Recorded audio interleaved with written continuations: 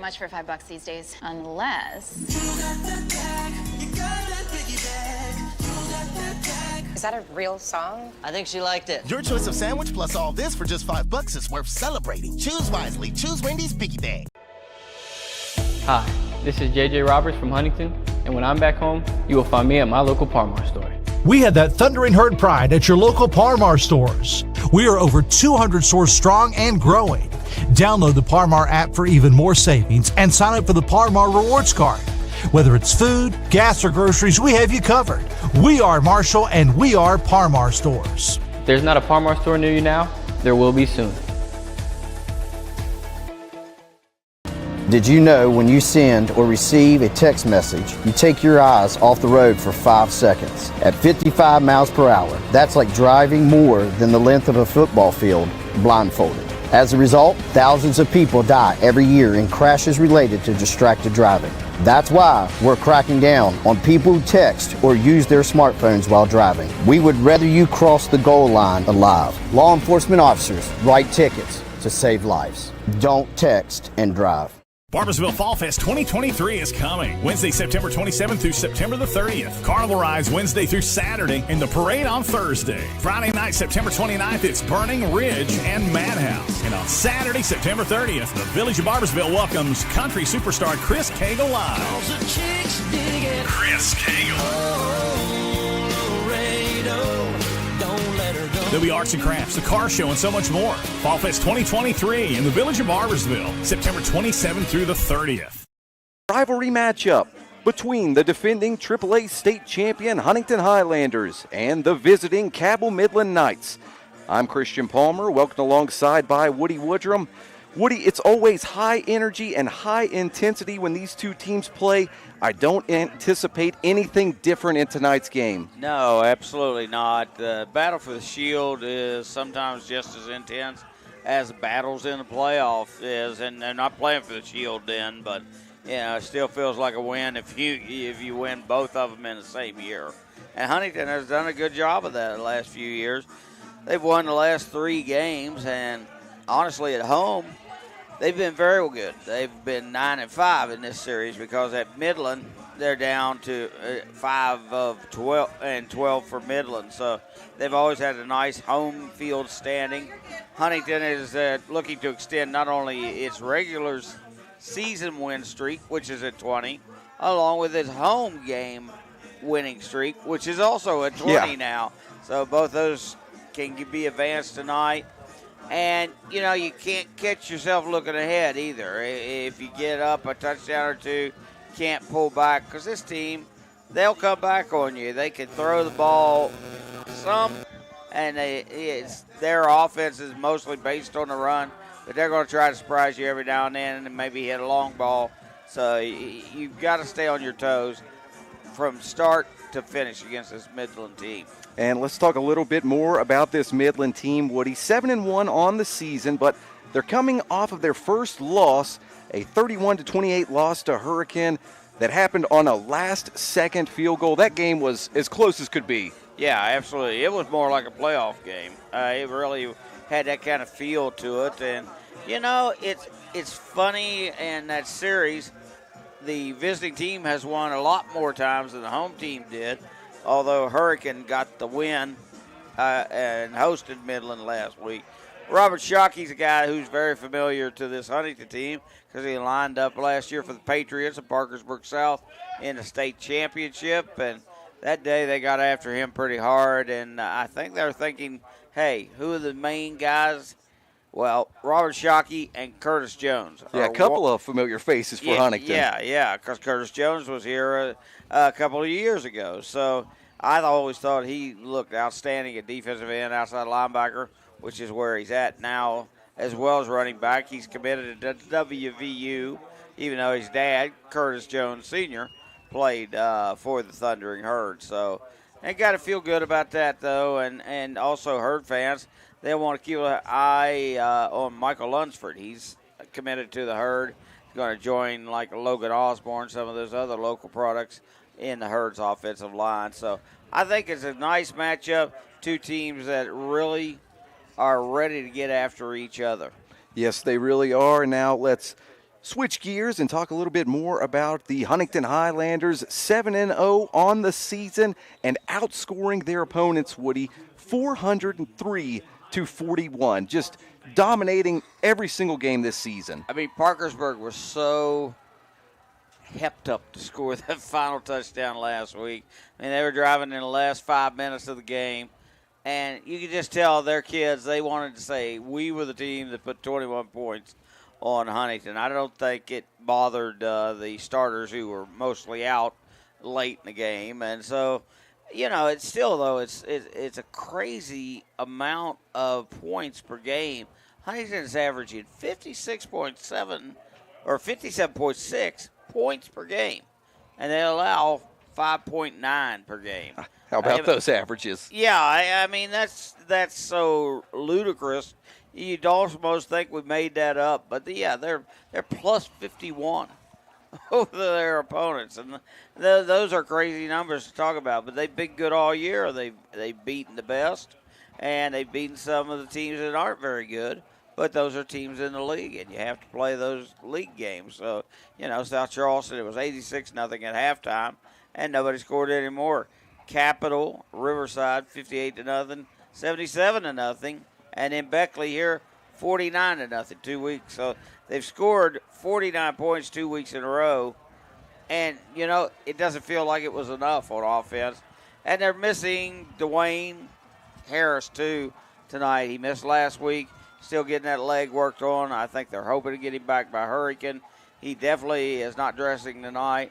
And he probably won't play against St. Albans, no matter what happens tonight. Yeah, that certainly hurts not having Harris in the lineup. He has been tremendous since joining the Highlanders, broke the school record for single-season touchdown receptions last year and has been a lockdown corner this season as well. So explosive on offense. But, Woody, other players stepped up last week in his absence. Yeah, absolutely. I mean, to start with Tavion Chandler, guy they call Sticks, he stepped in and did a really nice job at the cornerback.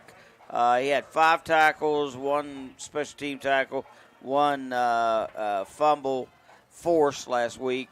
That's a pretty good outing. He got thrown at quite a bit by Parkersburg and their outstanding quarterback. But, he rose to the challenge time after time, and he got it done. Yes, he really did. We'll talk about the defense a little bit now. You mentioned the average earlier, Woody. The Highlanders defense giving up less than 6 points a game, and they've also been scoring some of their own. Cam Veazey had a touchdown last week, and the special teams as well has done a tremendous job. A number of touchdowns in the past few weeks, blocking punts, returning kicks. This is a well-rounded team. Yeah, you look, and during the early part of the season, Dwayne Harris was back on the kickoff returns, and he did return one 70 yards for a touchdown against South Charleston. He also does a great job of catching the ball. The guy's caught 17 passes for 291 yards, 17 yards a catch. And he missed last week and he's going to miss this week, and still has 60 points, which is only second to Dwayne Johnson, or Zah Jackson, who last week was able to pass while Harris was setting out.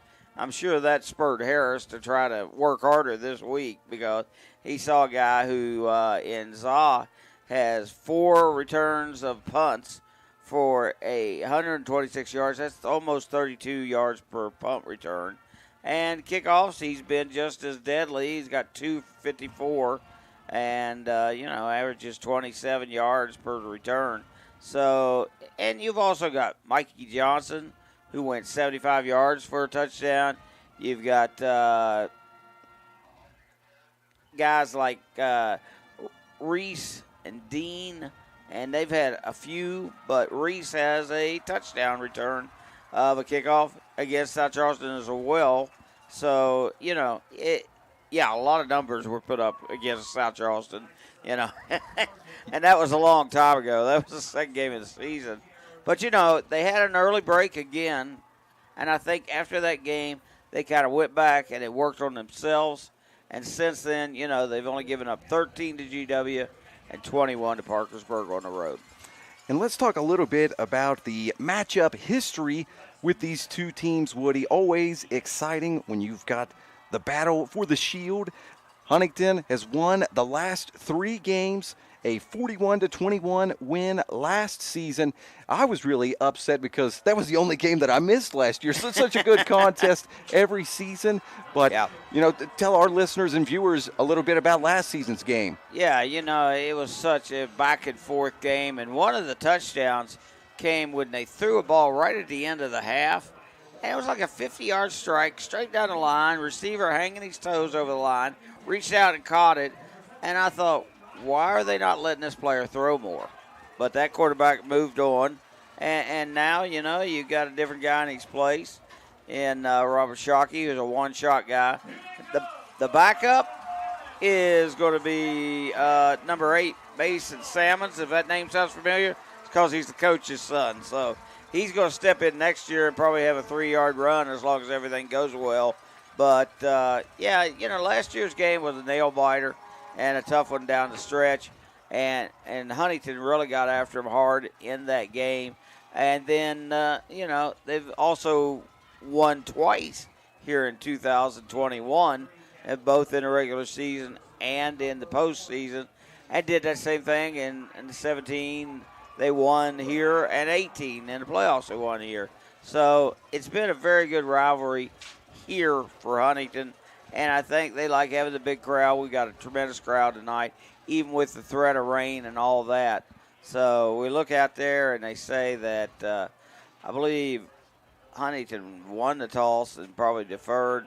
In any case, Midland's going to get the ball first, and Huntington will go on defense, and we'll see what they can do against this outstanding Knights team. And we are just a few moments away from kickoff. The Huntington Highlanders wearing their home green jerseys with black pants and green helmets. The Cabell Midland Knights in their away white jerseys with red pants and gray helmets. Both special teams units huddling up near their sideline, ready to get this game going. Yeah, I hope we have a good game, and, everybody come and enjoy it. And, somebody's got to lose. We always know that. And it'll be a big influence to how these teams finish for the playoffs. With Midland this week, and in 2 weeks you got a Hurricane, you can really set yourself up to be number 1 and be at home the whole playoff. An excellent opportunity for the Huntington Highlanders to do just that. They'll need to protect home field advantage in the last couple of weeks of the season against a couple of very quality teams in the Cabell Midland Knights and also Hurricane. The Highlanders' senior kicker, Johnny II, getting the ball on the tee at the Highlanders' 40. Back to return for the Knights is Jaden Branch and Landon Nida. Both teams ready to go. And we're underway. It's a squib kick to start. It's picked up just outside the 20-yard line. Yeah, and a decent return for Lewis. Going past the 35-yard line, going to be marked down at the 36. The Knights offense has done an excellent job this season, scoring 45.5 points per game. A lot of talent on this offense, Woody. No doubt about it. You get locked in on Jones and Shockey. They have some outstanding ends and a tight end. Shotgun formation for the Knights to start things off. Shockey pitches it to the outside. Jones has the ball with some room to work with. He's into Highlander territory. Barrels over a defender. Inside the 20, the 10. Touchdown, Knights. What a start for Midland. Absolutely. What a nice run. 65 yards. And he just ran over number 13, Mikey Johnson, on that play. Just hit him high and tried to get a stop, and he couldn't get much help from Walt Williams behind him because he just couldn't run stride for stride with Jones. That's what makes him such a good back headed to West Virginia next year. You think Jones was maybe looking forward to playing his former team? Oh, absolutely. The extra point is up, and it is good. Hornbuckle with the kick. So just 20 seconds into the game, Cabell Midland strikes first. We're going to step aside for a short break. You're listening to Huntington High School football on ESPN 94.1 FM and AM 9.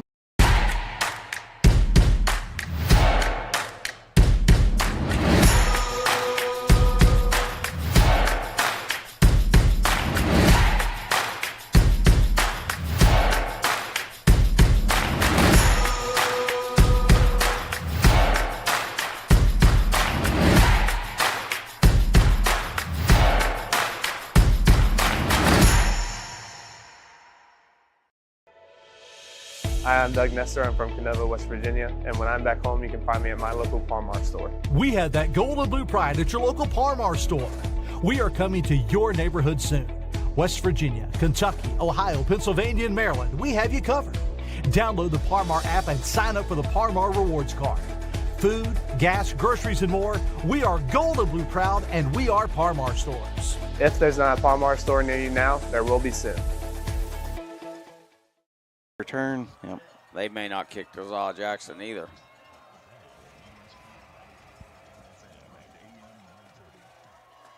Back out at Bob Sang Stadium, where the Cabell Midland Knights lead 7-0 early on in the first quarter, just 20 seconds into the ball game.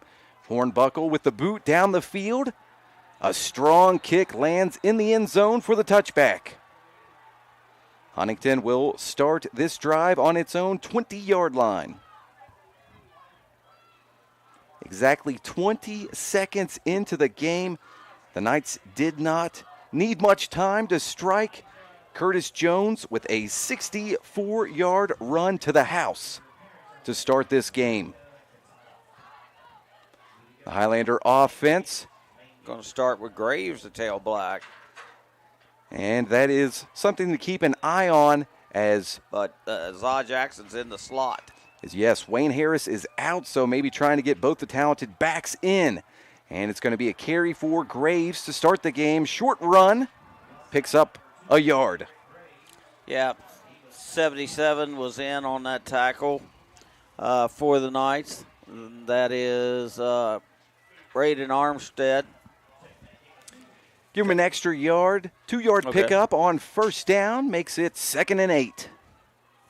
11 minutes and 12 seconds to go in the first quarter. Midland ahead, 7-0. Shotgun formation for the Highlanders. Some early movement up front. Huntington signaling that the penalty on the Knights. And it's going to be just that. 5 free yards for the Highlanders offense. Could certainly use that as Huntington is trying to answer back after the quick score by Cabell Midland. Yeah, that certainly like 2nd and 3rd better than 2nd and 8. It's going to be another shotgun formation. 1 receiver to the near side of the field, 2 to the far. Crawford takes the snap, hands it off. It's Zaw Jackson running to the near side of the field. He is brought down just shy of the 30-yard line. It's going to be 3rd and 1. And Cannon Lewis, their outstanding middle linebacker, in on that play. He's going to call his name a lot tonight for the defensive side. And the officials moving the ball back a yard, so going to be 3rd and 2, excuse me. 3rd and 2 for the Highlanders. 10:20 left in the first quarter. Huntington offense quickly getting to the line of scrimmage.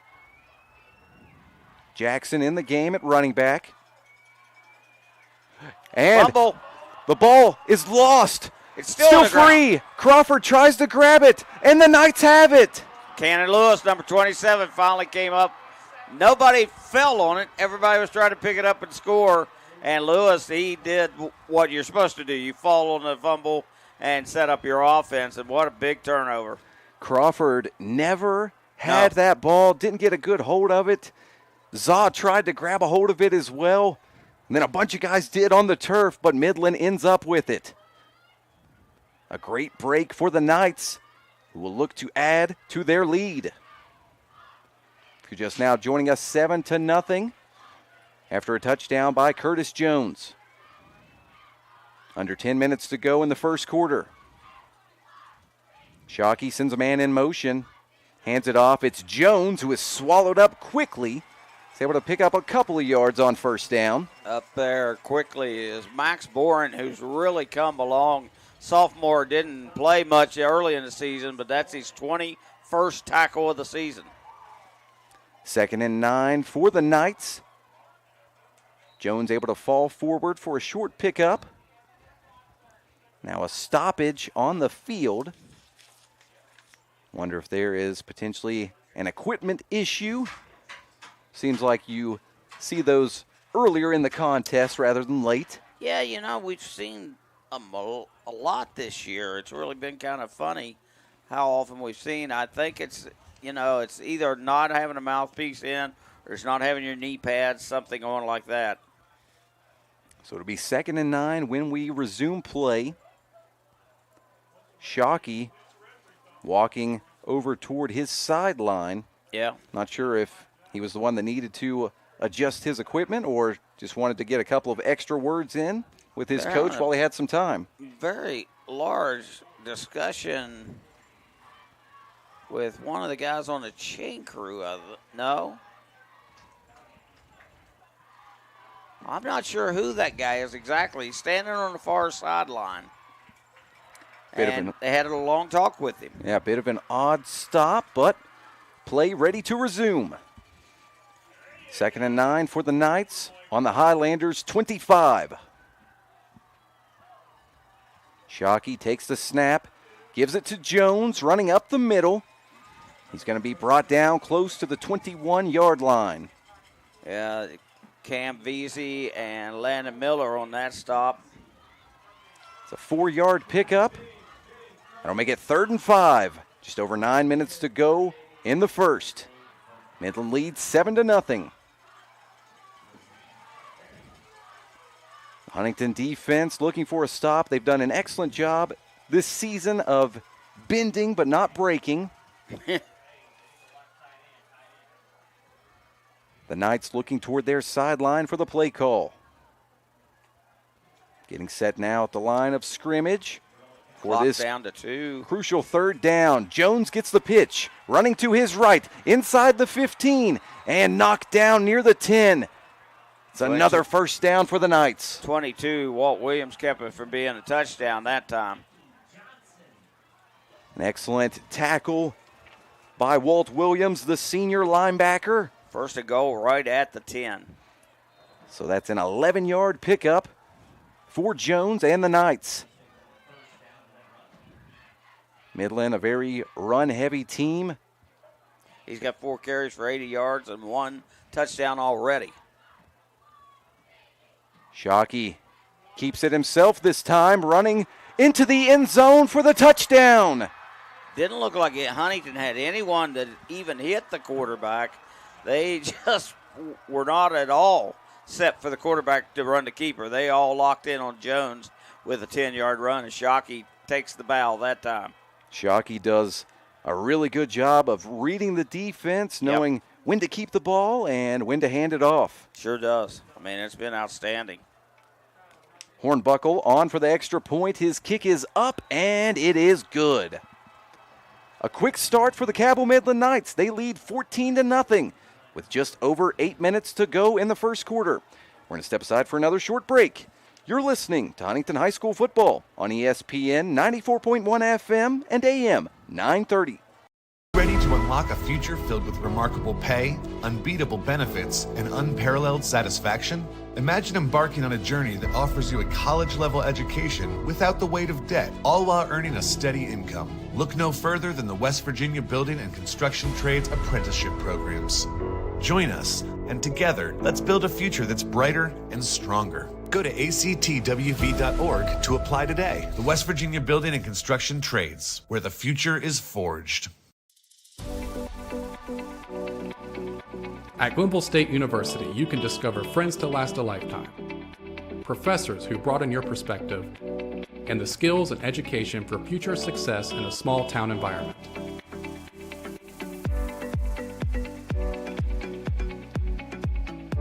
At At Glenville State University, you can become a pioneer.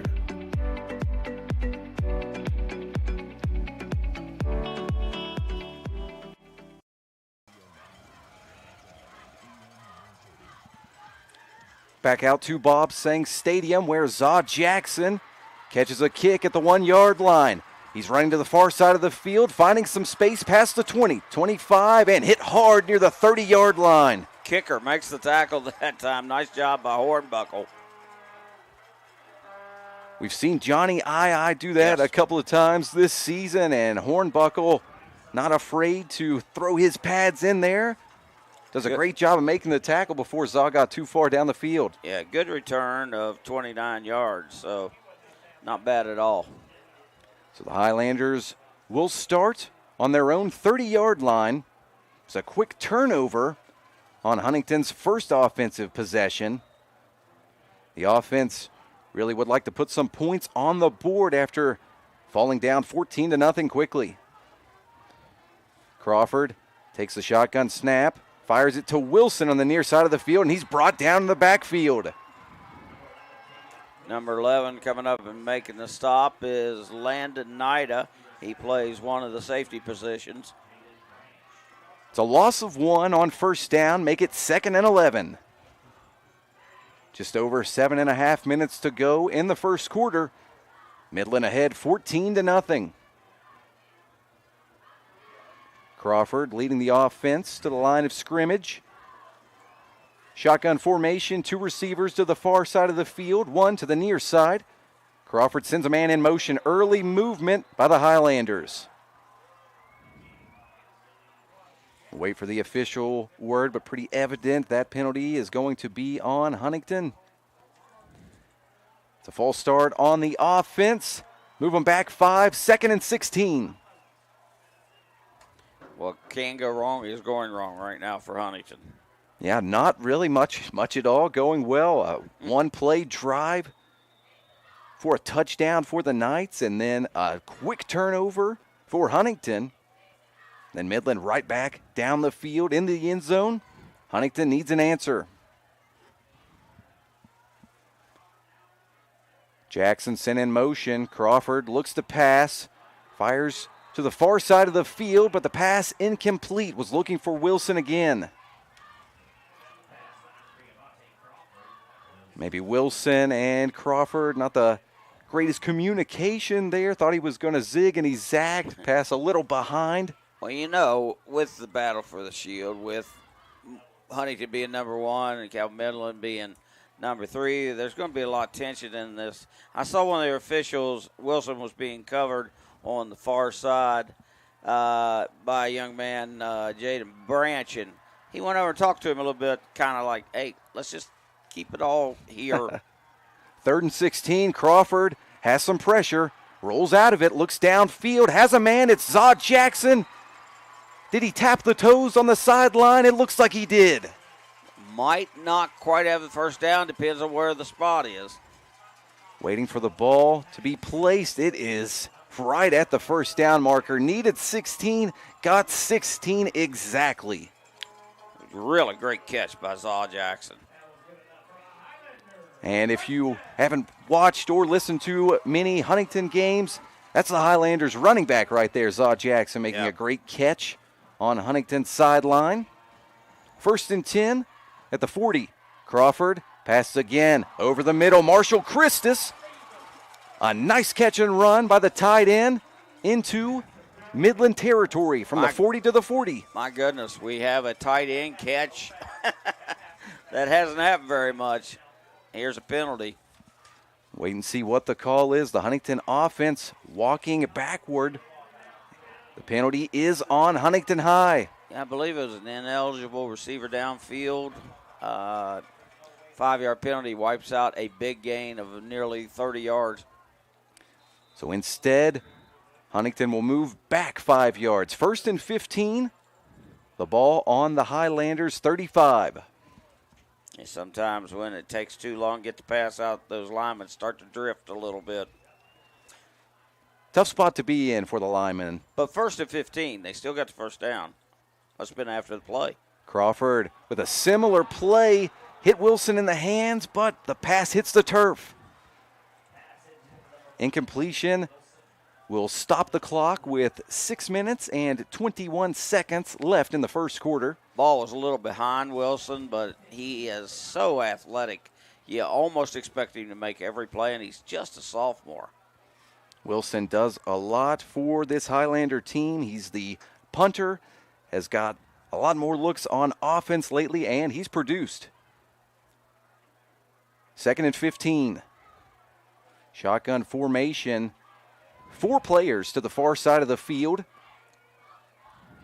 Crawford looking that way, rolling to his right, hits a man over the middle. It's Malik McNeely fighting for extra yardage near midfield, and he is able to get into Cabell Midland territory down at the Knights 49. Coming up quickly is the other safety and the quarterback as well. Robert Shockey plays back there to safety position. It's a 16-yard pickup and gives the Highlanders a fresh set of downs. Empty set for Crawford. Pretty much the exact same formation. Now he sends Graves in motion. And Graves is going to get a carry. Running hard, jukes a few defenders, reaches the ball forward for an extra yard. He's going to be marked down near the 45. Yeah, it's, it started at the 49, halfway between the 50 and the 49. And you always count forward. But a really nice effort by Graves on that play. It wasn't much blocking as we'd normally see there. And number 1, Shockey making a stop. It's a 4-yard pickup, makes it 2nd and 6. 2 receivers to the near side, 2 to the far side. Now 1 goes in motion to the far side of the field, but it's another handoff. Graves with the carry. He's able to get inside the 40-yard line, brought down the 39-yard line. 6-yard pickup, needed 6 for the first down. Shockey and he's got the spot. Lewis both on that stop. Shockey playing quarterback and defense. You don't see that as much nowadays, but he is a tremendous athlete, so why not? Oh, absolutely. 1st and 10 for the Highlanders. Ball at Midland's 39. Crawford keeps it. Faked out the defense. Big time.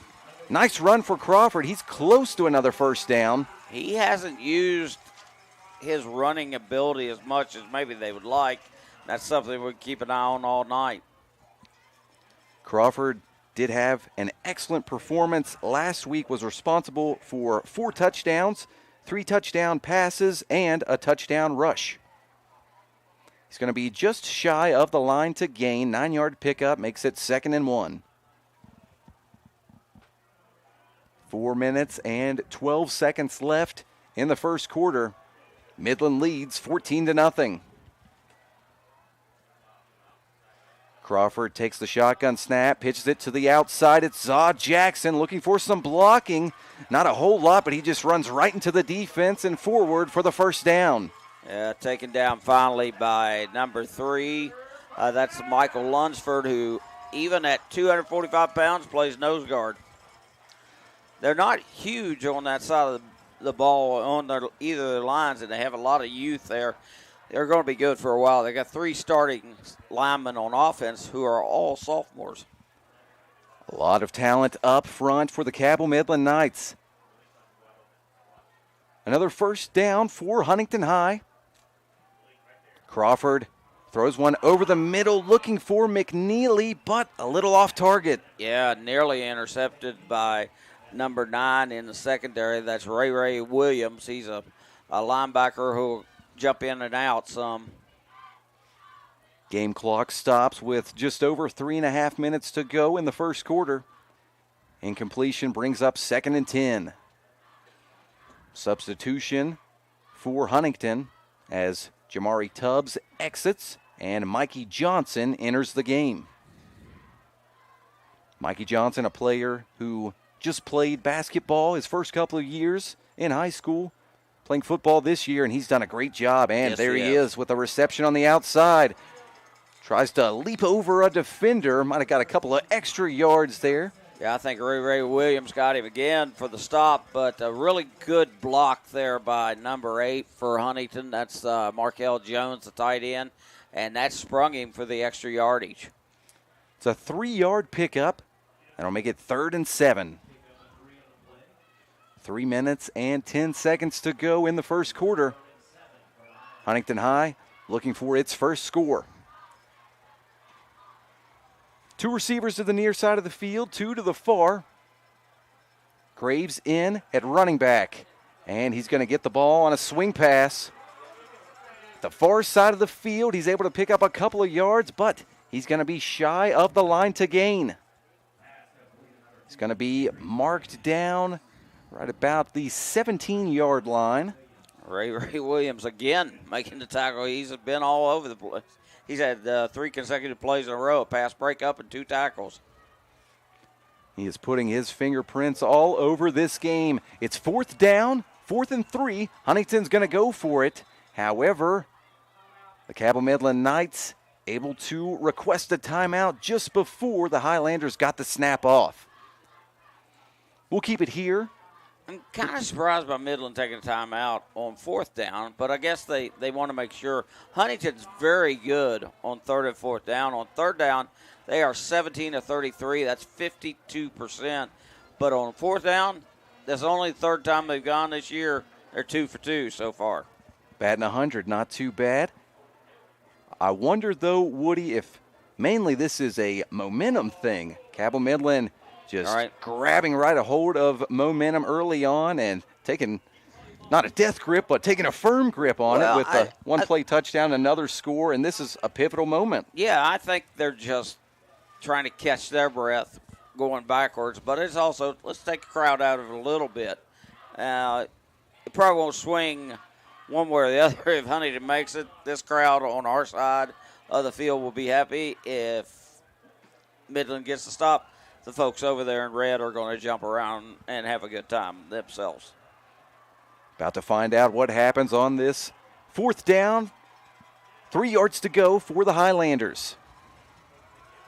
Crawford hands it off. It's Zod Jackson trying to find some room up the middle. I think he's going to be short. Yep. Cannon Lewis hit him. Somebody was around his feet, and just the momentum that Lewis hit him with kind of stopped him in his tracks, and it was just short of the line to make.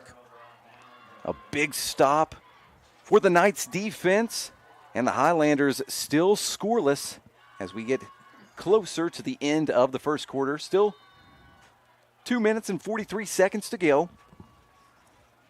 This Huntington offense, though, averaging over 57 points per game.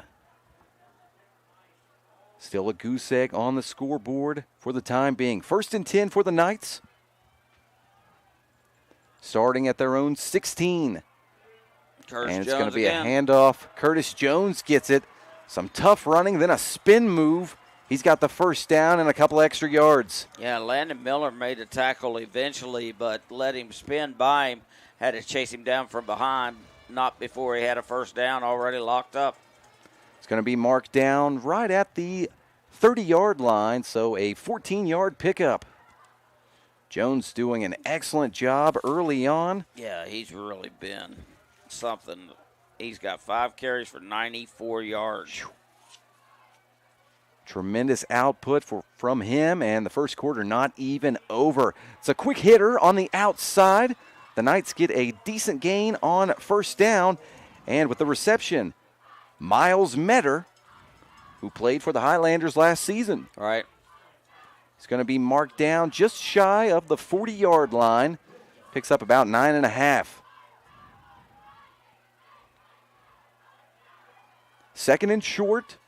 Shotgun formation. Shockey takes the snap, keeps it himself, runs forward and runs hard over a defender, falling forward for the first down. He's down near the 46-yard line. Easy, the middle linebacker, coming up and making another stop. It's about a 7-yard pickup for Shockey, the senior quarterback. Always does a tremendous job with his legs. Him and Curtis Jones, quite the combination. 1st and 10 for Cabell Midland. Similar formation, similar play this time. Jones gets the ball, bounces off a few tackles into Highlander territory, loose. but the ball's loose. Who's got it?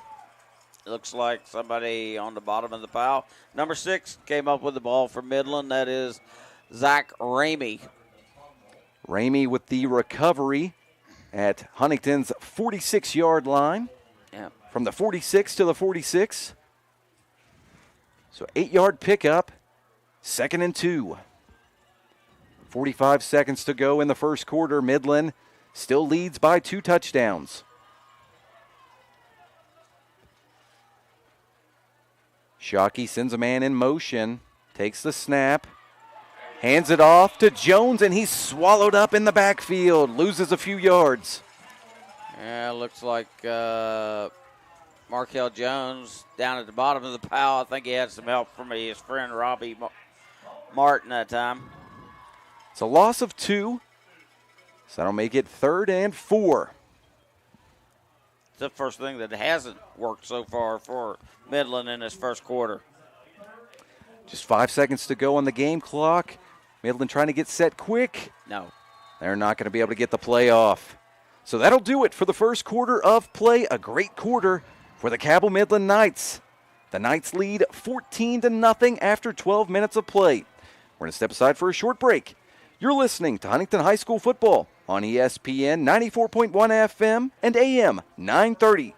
Going out? Hungry? Have kids? Looking for a fun, casual joint? Then Roosters at Pullman Square in Huntington is the place to be. Bring the kids 12 and under on Tuesdays, and they eat for just 99 cents all day long. That's right, an entree, 2 sides, and a drink for less than $1. Plus, Tuesday at Roosters means a featured appetizer all day for just $2. Roosters will lighten your mood and not your wallet.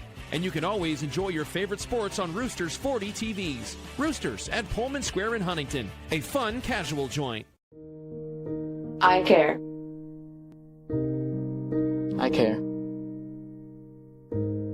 I care. I care. I care. It doesn't matter how big or small your problem is. We want you to know that we're all in this together. At Cabell County Schools, we want everyone in our school community to know that they belong and that we care.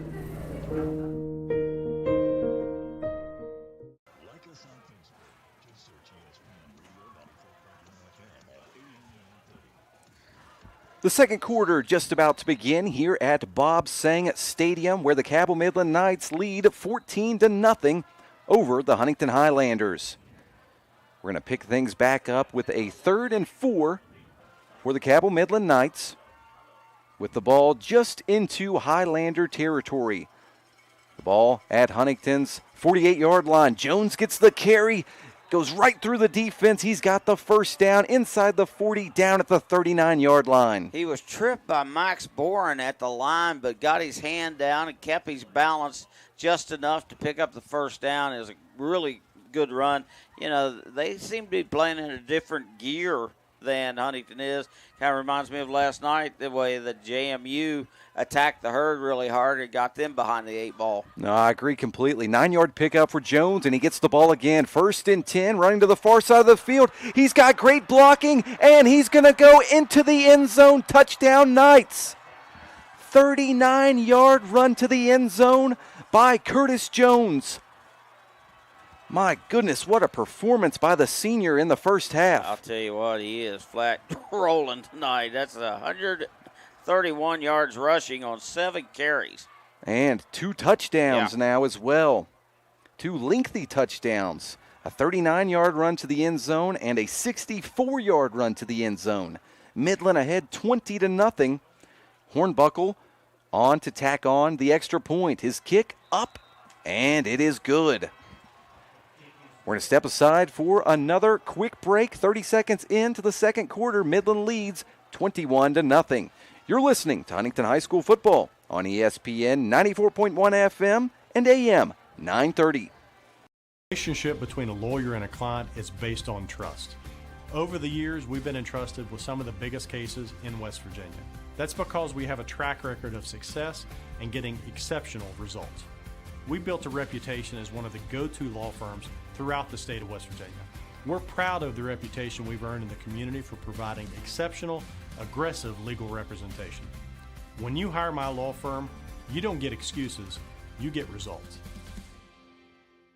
It's time for our annual public auction event. This time every year we get our inventory ready for taxes by taking vehicles to the auction. But first, we give you the chance to buy at auction prices. We need to sell 112 vehicles at our 3 Charleston locations immediately at auction pricing. Cars will be sold as low as $1,500. All cars are below Blue Book value. Hurry in immediately for this event. These vehicles will be sold to the public or liquidated at the auction. This is your chance to save big. Just go to ToddsDMotors.com and see for yourself. It's a pop-up kick.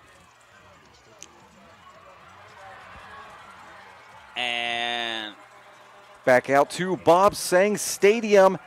And a great kick return by Mikey Johnson. After a pop-up kick, Johnson catches the ball and quickly got up the field. Just shy of midfield, marked down at the Highlanders' 49-yard line. Billy Seals and his staff were working on that with kickoff return a lot on Wednesday when I was here, and that's something they thought they could set up, maybe break with having like Mikey Johnson, some other speedsters in that second row of people for the kickoff. Maybe that return will get the Highlander offense kick-started. 1st and 10, it's a pitch to Zaw Jackson, running to the near side of the field. Gets a decent pickup on 1st down. Well, just about a 5-yard run, a good gain by Jackson. Got a couple of extra yards as he was just about to jut out of bounds. 5-yard pickup makes it 2nd and 5. 11 minutes and 19 seconds to go in the second quarter. If you're just now joining us, it's been just about all Cabell Midland up to this point. The Knights lead 21-0. The Highlanders looking for an answer. Crawford hands the ball off. It's Zaw Jackson, full head of steam down the field inside the 30. Bumped out of bounds near the 27. Finally bounced out there by number 40. And I'm trying to find his number here. That's Trace Adkins. So the ball will be marked down at the 28-yard line. A great run by the junior Zaw Jackson. 1st and 10 for the Highlanders. An excellent opportunity for the offense to get its first score. Crawford takes the snap, looking to pass, sees Jackson wide open on the far side of the field. He gets close to a 1st down, but hold everything as we have a penalty marker in the backfield. In the area that you would expect offensive holding, but we will wait for the official word. Crawford pointing in the direction of Cabell Midland. Yep. It is holding on Huntington High. So it's still going to be 1st down. 1st and 20, though, now. But back them up 10 yards. The offense starting to build up some momentum, but shoots themselves in the foot on that play. That's 2 penalties so far. Just over 11 minutes to go in the second quarter. Midland ahead 21-0. 1st and 20. Crawford sends Wilson in motion.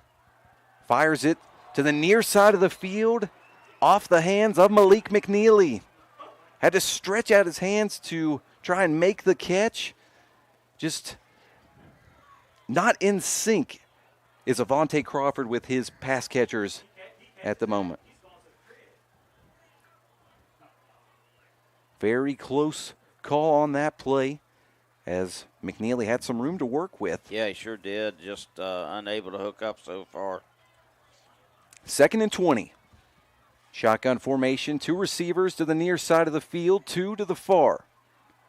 A back in to Crawford's left. Crawford heaves one down the field looking for Tubbs.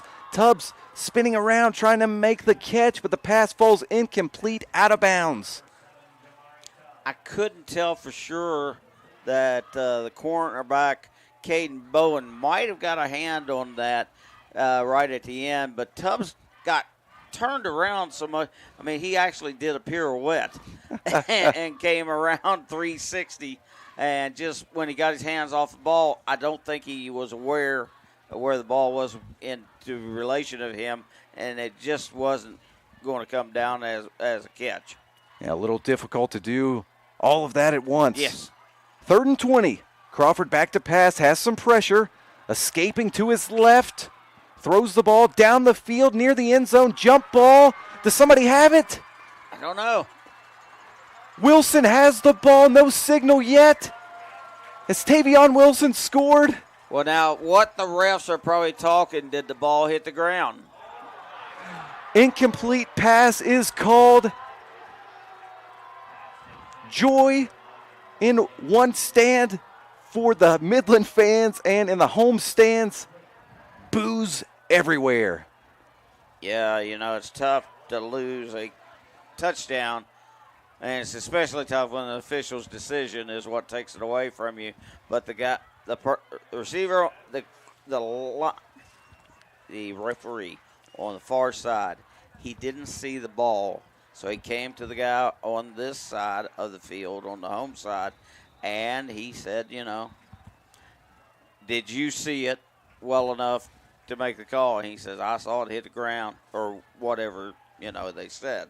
But obviously he didn't think that they secured the catch, to use the NFL term. You got to secure the catch all the way to the ground and keep your arms under. It doesn't matter if the ball touches as long as you're in control going down. So I did take a glance over at a replay with our friends on the video stream, and it did appear as though the ball hit the turf. Taking another look now, and for just a split second, you could see it. 4th and 20, and it's a fake. Wilson running with the ball to the near side of the field. Not close. Not going to be anywhere close to a first down. Picked up about 5 or so yards and needed 20. Yeah, I don't really understand that. I'd like to talk to Coach after the game and get his intake, because I would have never thought they would have run a fake punt from 38. And like you said, it got exactly 4 yards. So a turnover on downs. The Highlanders still scoreless with just over 10.5 minutes to go in the first half. Midland leads 21-0. They better not feel sorry for themselves, or Midland might put this game away by halftime. No, Midland not feeling sorry at all. The senior Shockey with a quarterback keeper, and he is just refusing to go down. Keeping his legs moving, finally brought down at the 40-yard line. 6-yard gain makes it 2nd and 4. Yeah, Markel Jones was in there on that stop, as well as I think maybe Max Boren. This is also setting up just how the Knights want to play, Woody. Yes. A run-heavy team. They've got the lead. They can just ground and pound. Oh, absolutely. You couldn't have drawn this up any better for Midland. Under 10 minutes to go in the second quarter now. 2nd and 4. Shotgun set. Shockey hands it off. Jones gets the carry, but he's swallowed up at the line of scrimmage. Yeah, he had Max Boren and Caillou Jackson there to stop him that time. No gain on the play. That'll bring up 3rd and 4. An opportunity for the Highlanders defense to have a quick 3-and-out and get off the field and let the offense go back to work. The ball right on the Knights' 40-yard line. It's ended up being a pretty nice night. Some worries of rain, but not much at all during the game, if any. 3rd down. It's a quarterback keeper. Shockey spinning. Turns his back to the defense, trying to drive his legs. He popped out of the scrum, but the whistle was blown, and he's going to be marked down shy of the line to gain. Yeah, I mean, we see the push in college football, and we see it in the NFL. I'm not sure, because I saw they were voting on it with the National Federation of High Schools, and I thought, well, we've already seen everybody do that this year. So Jalen Hurts having too much success with the tush push. Everyone worried about it. 4th and 1. Shockey pitches it to Jones. Jones able to get out of a few tackles, and he's got some open space inside the 30. Finally brought down inside the 25-yard line. And Huntington says they have the ball. Did not see that pop loose, but yes, the ball Graves. in the hands of Deidre Graves. Yeah, sure is. So the officials are going to have to talk again. The officials talking things over as we get a replay on the video stream. Taking a close look to see if that ball was potentially punched out. Appeared as though that is just what Graves was trying to do. I believe the ball was moving before Jones went down. Now we have brought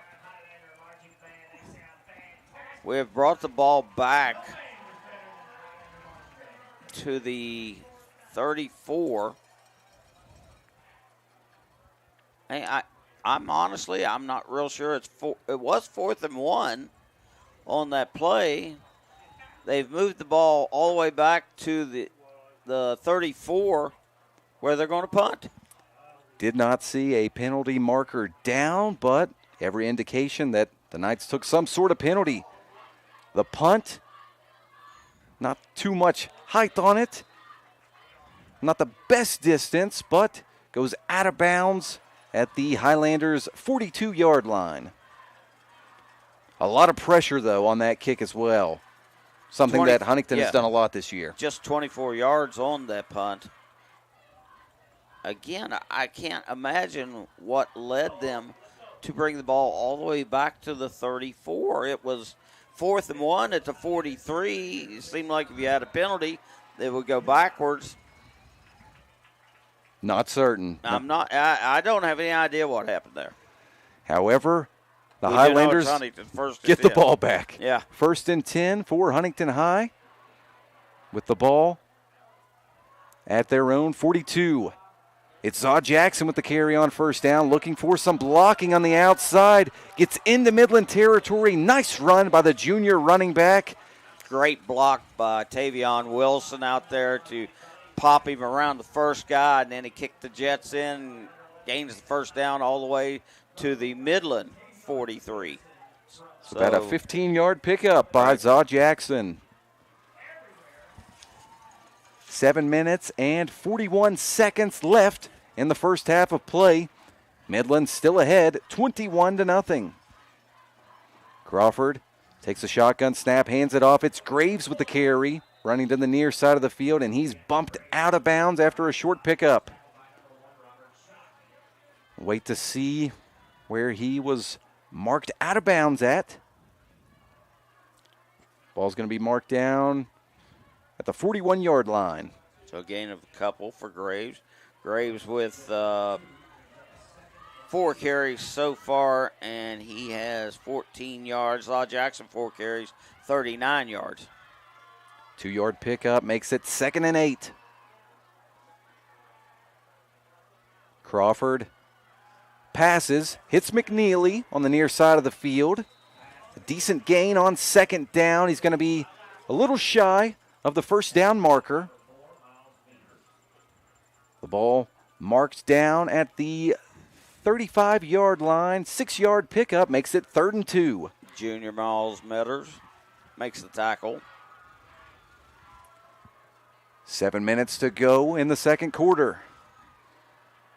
The Highlanders offense moving the ball down the field, trying to see if they can't punch one in the end zone. Shotgun formation, 2 receivers to the far side of the field. Jackson in at running back. Some early movement, and the play will be blown dead. Not exactly certain who moved first.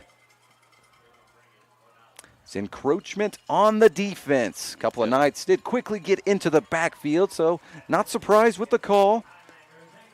A costly penalty for the Knights, as that will give Huntington a 1st down. 5 free yards, and the ball now at Midland's 30-yard line. 1st and 10.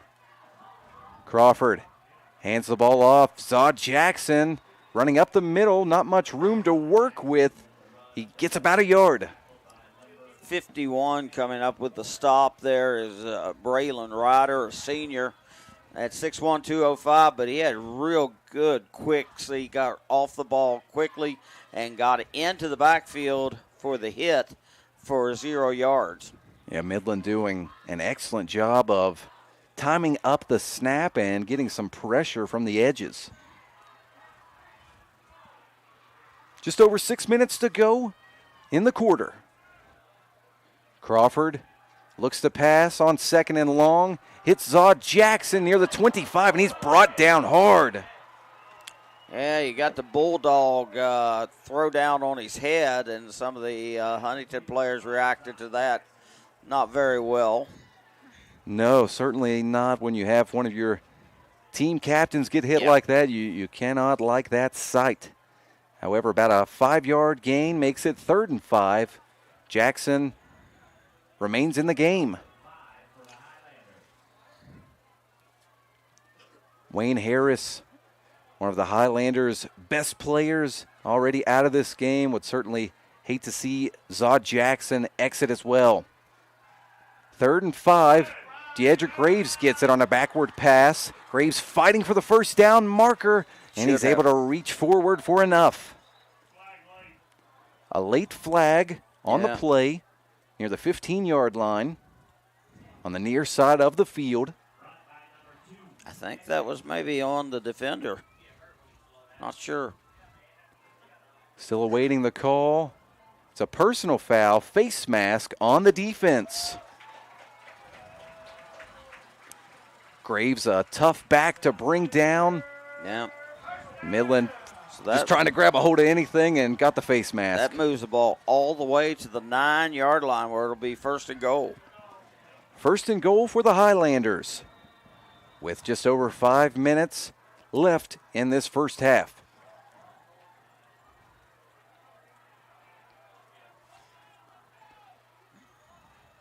Crawford sends a man in motion. That's McNeely, but hands it off. Zod Jackson running up the middle.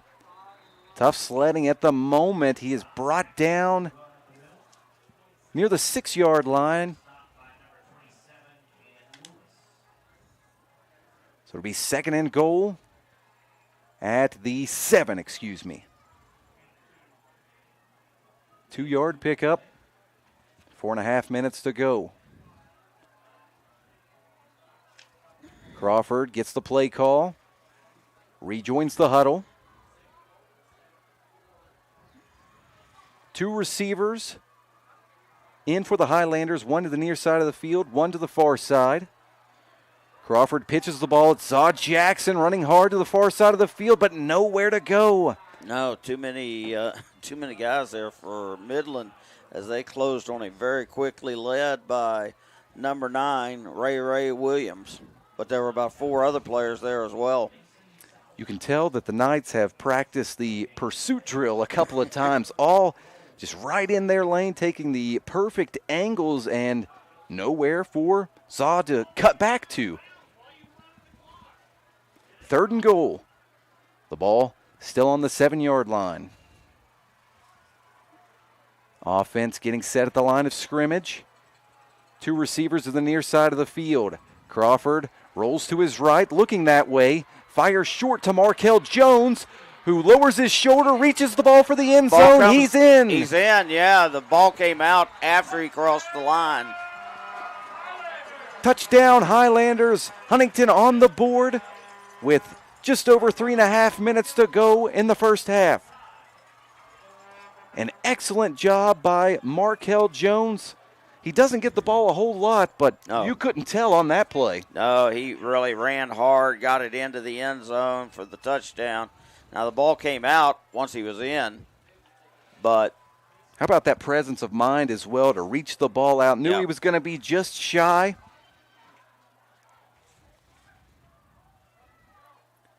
Some discussion on the field. Penalty marker was down that we did not spot, but it has been waved off. Yeah. So the touchdown is good. So I'm not sure exactly. Again, with this officiating crew, there's a lot we need to talk to them about after the game. Just a couple of questions. Yeah, just once or twice. Huntington getting set for the extra point. Yeah, they get themselves back in the game with that touchdown. If they hadn't scored there, I'm not sure what you say. They get the ball to start the second half, though. Yes, that is big as well. II's extra point is good. With 3 minutes and 35 seconds left in the first half, Midland leads 21-7. We're going to step aside for a short break. You're listening to Huntington High School football on ESPN 94.1 FM and AM 930. The Marshall Orthopedic High School Game of the Week is presented by Marshall Sports Medicine Institute, fueled by your neighborhood Par-Mar store. If there's not a Par-Mar store near you now, there will be soon. Also, Huntington Highway Safety, Distracted Driving, Jason Elkin State Farm, and Taxmasters Pro Books. The Marshall Orthopedics High School Game of the Week, presented by Marshall Sports Medicine Institute. Hi, I'm Wyatt Milam. I'm from Canova, West Virginia. When I'm back home, you'll find me at my local Par-Mar store. We have that gold and blue pride at your local Par-Mar store. We are coming to your neighborhood soon. West Virginia, Kentucky, Ohio, Pennsylvania, and Maryland, we have you covered. Download the Par-Mar app and sign up for the Par-Mar Rewards Card. Food, gas, groceries, and more, we are gold and blue proud, and we are Par-Mar stores. If there's not a Par-Mar store near you now, there will be soon.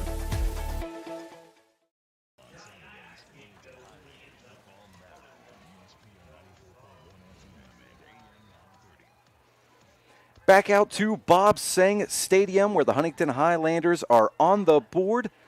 A touchdown by Markel Jones gives Huntington its first score. And the score is now 21-7 in favor of the Cabell Midland Knights. And that touchdown, Woody, really gets Huntington back into this game. Well, they've got to feel like, yeah, we've got a chance now to win this game and just pick them up a little bit. Defense needs another good stop here, and starting right off, it's 70 Max Bourne. He's making a lot of tackles tonight. Good start for the defense, allowing a short gain on first down. Make it 2nd and 9 after the 1-yard pickup. 3 minutes and 15 seconds to go in the second quarter. Shockey back, thought about passing, but tucks it and runs. Running to the far side of the field, able to pick up a couple of yards. About a 3-yard pickup. Yeah, I think number 2 was in on that tackle, Graves. So going to mark the ball down at the 24-yard line. That'll make it 3rd and 6. Another opportunity for the Highlander defense to get off the field quickly. Shotgun formation, 2 receivers to the far side of the field. It's a pitch that way. Curtis Jones with the ball, and he's got great blocking. He's up near midfield, finally knocked out of bounds, but there's a flag. Yeah, I did see a flag go flying in about the 30-yard line. Yeah, just as Jones was about to run in between a few blockers and defenders, so guessing this is a holding call, but we'll wait and see.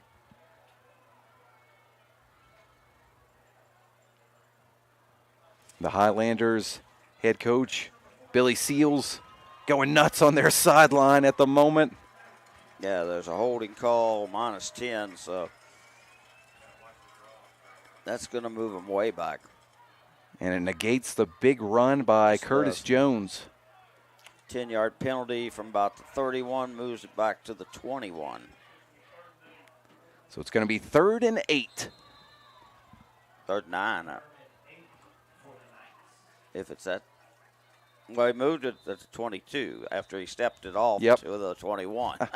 So, and the chain guys got the stick in between the 22 and the 23.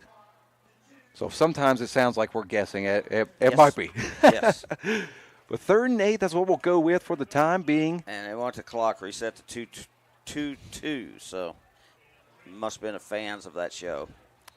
Deuce is wild, as Vin Scully used to say. 2:22 left in the second quarter. Shockey Takes a shotgun snap. Some pressure in the backfield quickly, so he tucks it and runs. Has all kinds of space. Finally tripped up near midfield. Yeah, Tavion Chandler made a touchdown saving tackle there. It's not going to be marked down until the 40. Waiting for them to place the ball down at the 49-yard line. That's a 27-yard run by the senior quarterback.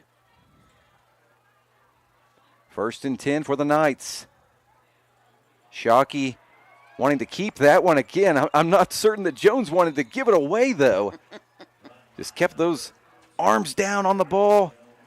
However, nonetheless, the Knights stopped near the line of scrimmage. Looks like 50, Caillou Jackson, and 70, Max Bourne again with the first two guys there. Caillou Jackson had a great performance last week, 7 tackles. The Highlanders need him up front in this contest to help stop the run.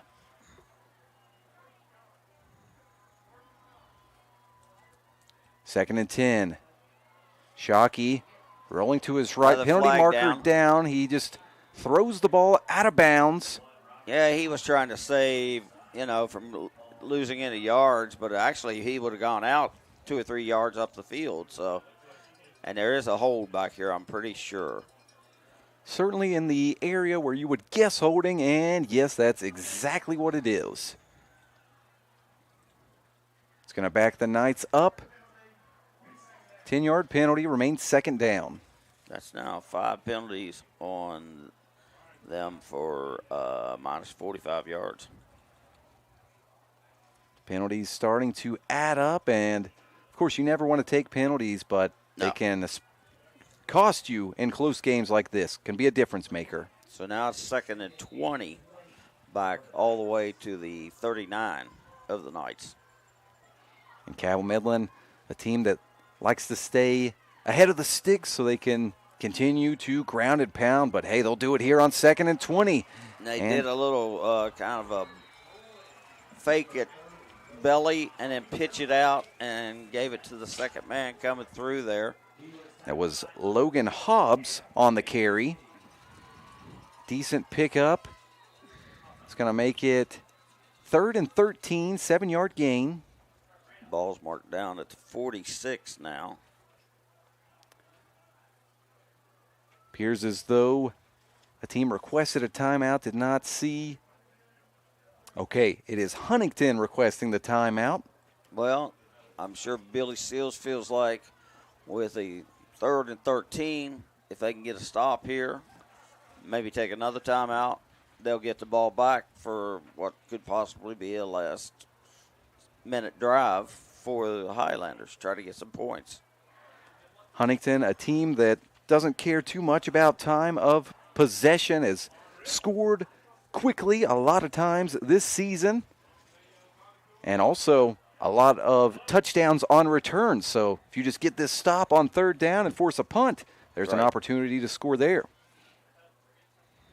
The Knights still talking things over on the far sideline. Now the offense jogging back toward the football. Under a minute to go in the first half. 58 seconds left on the game clock. 2 running back formation for the Knights. Jones is going to get the ball, running to the near side of the field, has great blocking, and he's got enough for the 1st down. Tackle by Cam Veazey, but 20 yards downfield. Another great run by Curtis Jones, the senior running back, who has been dominant in this first half of play. Now the Knights thinking that they better hurry. Yes. Shockey with the quarterback keeper on 1st down. Thought about going outside, reversed course, and went to the middle of the field. An okay pickup on 1st down, marked down near the 35-yard line. A timeout requested with 34 seconds to go. Slow to get up there, Markel Jones and Walt Williams, as Midland takes the timeout. The Knights trying to save some time I think this is their second timeout taken in the half, so one left with 34 seconds left.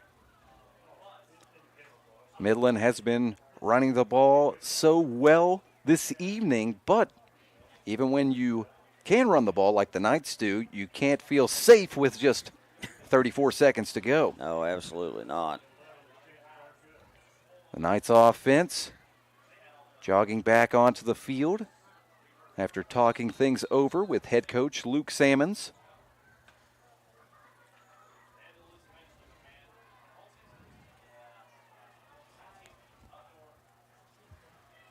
Second down for the Knights.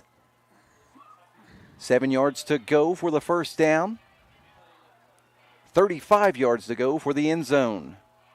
It's a handoff. Curtis Jones with the carry, running to his right. Good blocking again, and he's finally brought down near the 20-yard line. I believe that was Mikey Johnson on the tackle. Yes, it was. The basketball player got down where you need to be and wrapped Jones up around the legs.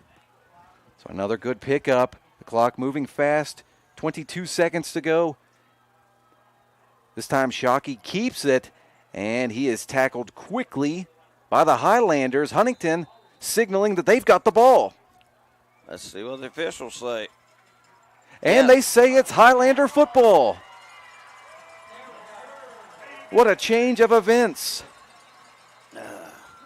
The Knights knocking on the doorstep. Now they have changed the call. I don't think the Huntington fans are going to like that too much. No, I don't believe it. This is why we pulled the crowd mic inside. Don't want to hear anything that was... Yeah, I was going to say, we don't want to mic up the coach. I wouldn't think right now either, because Billy Seals is clear out to the hash marks. Because evidently... I mean, the referee was the guy that came out of the foul and said it's Huntington's ball. And I think the guy that maybe got it, I couldn't tell for sure. I saw Walt Williams back there or Markel Jones. So we're taking another look at the replay on the video stream. So many bodies together in a tight space. It was a little hard to see if the ball popped out. Well, the ball certainly popped out. Right. Not certain who recovered it. Or if he hit the turf down before. Yeah. The ball will stay with the Knights. The ball is on Huntington's 20-yard line. 11.9 seconds left. Hornbuckle, the senior kicker. They're lined up to try it from about the 27. That'll make a 37-yard kick. Hornbuckle, the 5'10" senior, with an opportunity to extend the Knights' advantage. Good snap, good hold. The kick is up, and it is good. 37-yard field goal is made by Tony Hornbuckle. Our score is now 24-7 in favor of the Knights. We'll keep it here for the few moments in between the kickoff as just about 12 seconds to go in the first half of play. Not much time for the Highlanders to work with. No, that's for sure. I mean, there's almost no chance of doing anything with 11.9 seconds if possible. Hail Mary, I guess. Yeah, that and a big kick return, really the only two things that you could expect. And Coach Seals still talking about that call with the officials near the Highlanders sideline. Can't blame him for being a little upset after they switched the call on what was a crucial call. No, no doubt about that. And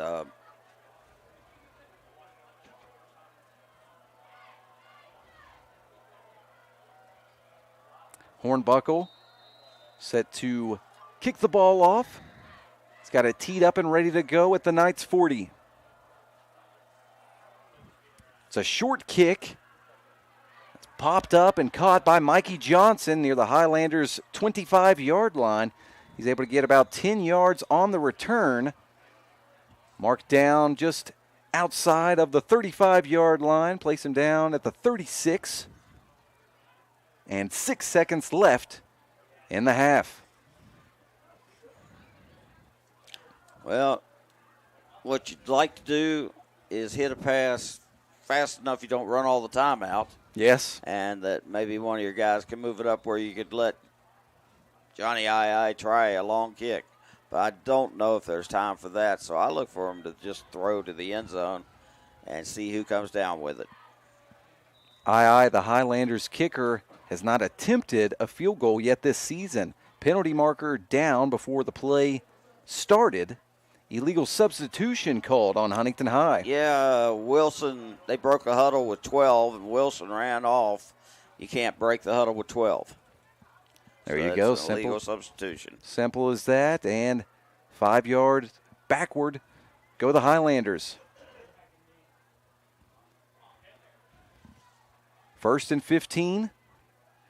And Crawford will just knee the ball down. The Highlanders will go into the half down by 17. Our score 24-7 in favor of the Cabell Midland Knights. What are your initial reaction on the first half of play? Well, it's like I said, it just seems like the Knights are running in a different gear right now than Huntington is, and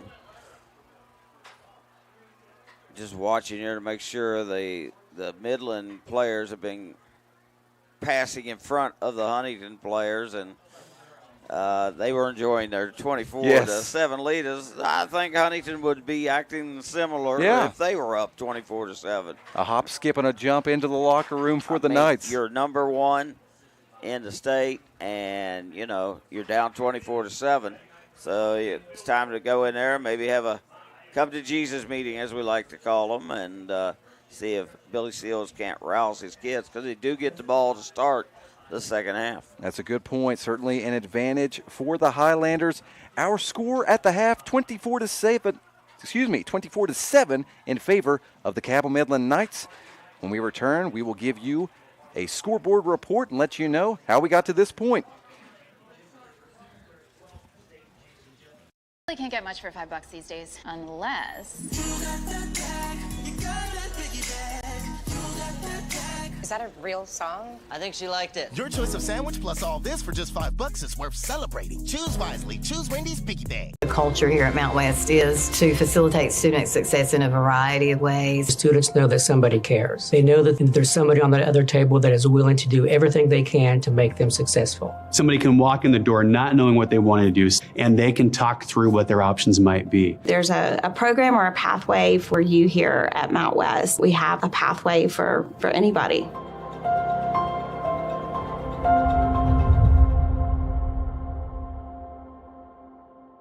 Did you know when you send or receive a text message, you take your eyes off the road for 5 seconds? At 55 miles per hour, that's like driving more than the length of a football field blindfolded. As a result, thousands of people die every year in crashes related to distracted driving. That's why we're cracking down on people who text or use their smartphones while driving. We would rather you cross the goal line alive. Law enforcement officers write tickets to save lives. Don't text and drive. Barboursville Fall Fest 2023 is coming. Wednesday, September 27th through September the 30th. Carnival rides Wednesday through Saturday, and the parade on Thursday. Friday night, September 29th, it's Burning Ridge and Madhouse. And on Saturday, September 30th, the Village of Barboursville welcomes country superstar Chris Cagle live. Chris Cagle. There'll be arts and crafts, the car show, and so much more. Fall Fest 2023 in the Village of Barboursville, September 27th through the 30th. At Food Fair, fresh produce means we use local farmers and agriculture to provide the best for your family, from the farm into your hands. Convenience means providing cut-and-ready fruits and vegetables that give your family freshness without the prep time. By downloading the Food Fair app, you can shop fresh, collect Cart Cash rewards, and even have freshness delivered right to your door. Download the Food Fair app today and start shopping. Food Fair, conveniently fresh. Looking for fair prices, professional service, and the most customer-friendly shop in the tri-state? Then Freedom Gun & Pawn in Lavalette is your kind of place. Freedom Gun & Pawn has the best selection of new, pre-owned, and vintage firearms, plus a large stock of ammo and accessories. Freedom Gun & Pawn is everything you want in a gun and pawn shop. Freedom Gun & Pawn, proud to support our local high schools and communities. Across from Food Fair in Lavalette, online at freedomgunandpawn.com. Hi, I'm Tarambus Patrick from Charleston, West Virginia, and when I'm back home, you'll find me at my local Palmar store. We have that gold and blue pride at your local Palmar store. We are coming to your neighborhood soon. West Virginia, Kentucky, Ohio, Pennsylvania, and Maryland, we have you covered. Download the Palmar app and sign up for the Palmar Rewards Card. Food, gas, groceries, and more, we are gold and blue proud, and we are Palmar stores. If there's not a Palmar store near you now, there will be soon.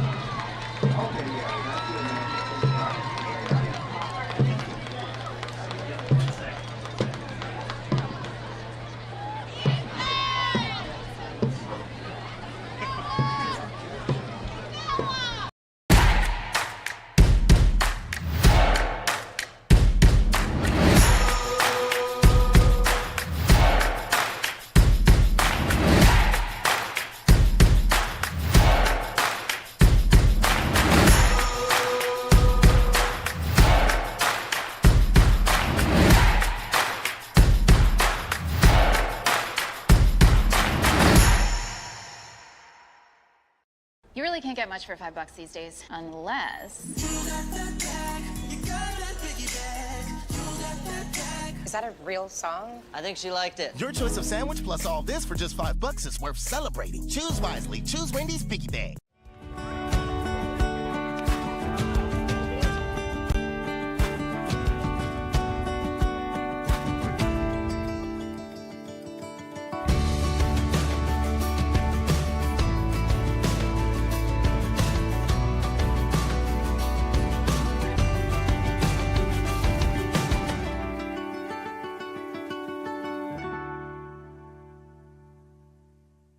At Food Fair, fresh produce means we use local farmers and agriculture to provide the best for your family, from the farm into your hands. Convenience means providing cut and ready fruits and vegetables that give your family freshness without the prep time. By downloading the Food Fair app, you can shop fresh, collect cart cash rewards, and even have freshness delivered right to your door. Download the Food Fair app today and start shopping. Food Fair, conveniently fresh. Looking for fair prices, professional service, and the most customer-friendly shop in the tri-state? Then Freedom Gun & Pawn in Lavalette is your kind of place. Freedom Gun & Pawn has the best selection of new, pre-owned, and vintage firearms, plus a large stock of ammo and accessories. Freedom Gun & Pawn is everything you want in a gun and pawn shop. Freedom Gun & Pawn, proud to support our local high schools and communities. Across from Food Fair in Lavalette, online at freedomgunandpawn.com. PCB is a long-standing partner in our community. We're your neighbors, your teammates, and your friends, and we want to be your banker. We're a team of experienced professionals focused on the personal, residential, and business needs of our community. We make decisions locally, quickly, and with your best interest in mind. We care about you, your family, your business, and your goals. We're PCB, a proud community bank. Open an account with us today. Here at Thornhill, our goal is to provide you with the best automotive experience. From our state-of-the-art facilities, amenities, and certified staff we call family. You'll be offered the best experience you deserve. We take pride in our focus for customer care, bringing the best quality and support for all of our customers' needs. What are you waiting for? It's your time to get behind the wheel with Thornhill. Get started now at thornhillautomotive.com. Just tag it at Thornhill, where it's all here for you. US 119 Chapmanville and Logan, WV to Belfry, Kentucky. Planning for a funeral is never easy, and selecting the right mortuary can be important. Family owned and operated for over 6 decades, our family has helped other families going through the most difficult time. Chapman's Mortuary and Crematory can help you plan arrangements today or offer a pre-need funeral plan in line with your intimate wishes. And now we provide Huntington's only on-site crematory. Call us for a free consultation. Chapman's Mortuary and Crematory, serving the tri-state for over 60 years.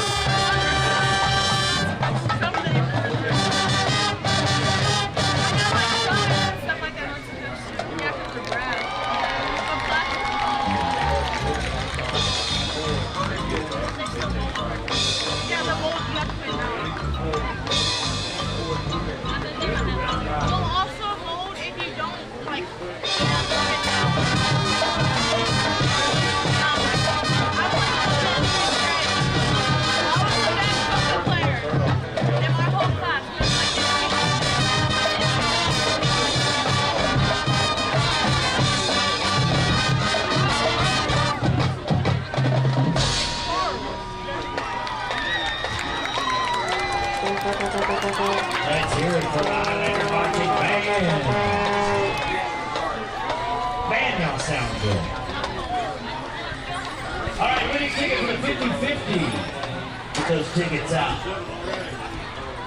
498-290. 498-290.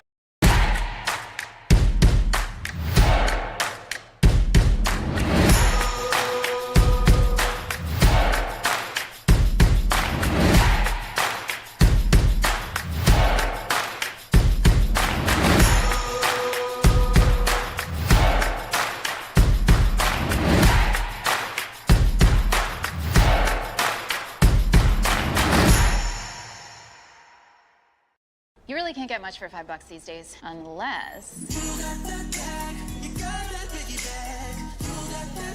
Is that a real song? I think she liked it. Your choice of sandwich plus all this for just $5 is worth celebrating. Choose wisely. Choose Wendy's Piggy Bag. The culture here at Mount West is to facilitate student success in a variety of ways. Students know that somebody cares. They know that there's somebody on that other table that is willing to do everything they can to make them successful. Somebody can walk in the door not knowing what they want to do, and they can talk through what their options might be. There's a program or a pathway for you here at Mount West. We have a pathway for anybody.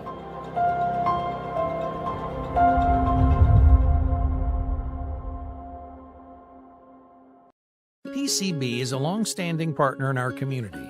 We're your neighbors, your teammates, and your friends, and we want to be your banker. We're a team of experienced professionals focused on the personal, residential, and business needs of our community. We make decisions locally, quickly, and with your best interest in mind. We care about you, your family, your business, and your goals. We're PCB, a proud community bank. Open an account with us today. Zoe's got to go there. I'll tell you what, St. Albans will be so fired up when Huntington has to go up there next week if they win that first game. Oh, heck yeah. Why don't we win too? So we'll look at a couple scores here and see what we got. Wayne is leading at Sissonsville tonight. The Pioneers, 35-0 in the third quarter of that game. Also here locally, Point Pleasant is on a pretty good roll lately. They won last week, and they're leading Robert C. Byrd 14-7. That game's in the third quarter. Chapmanville winning on the island at Logan tonight, 20-7. That game is at halftime. Buchanan Upshur in AAA's at Grafton. No score in that game early on. Number 16 Independence leading at Nicholas County, 39-0 in the fourth quarter. Number 14 Lincoln beating Liberty Harrison 21-10. You know, I don't actually know where either of those schools are. Not off the top of my head, though. No, number 14 Lincoln and Liberty Harrison. No idea where they're playing tonight. I can't even say something that made me sound kind of smart because I knew that. So, Winfield, though my alma mater, is number 7 in the rankings. They dropped a point last week after they won. Couldn't quite figure that one out, but they're up on Nitro, who's the number 15 team, to the number 7 Generals, 34-7. That game's in the third quarter already. Scott has been winning pretty much all year. They're 7-0, and they're at Polka tonight. The Dots are going down 20-0 in the third quarter. Got to say, though, speaking of the Dots, I thought Mr. Payne ran pretty well. I was just about to say, yeah, he had a couple of excellent plays last night. Hurdled a defender at one point. Yeah, caught the ball out of the backfield and did the things he does. I mean, 20 carries for 60 yards, only 3 yards a carry.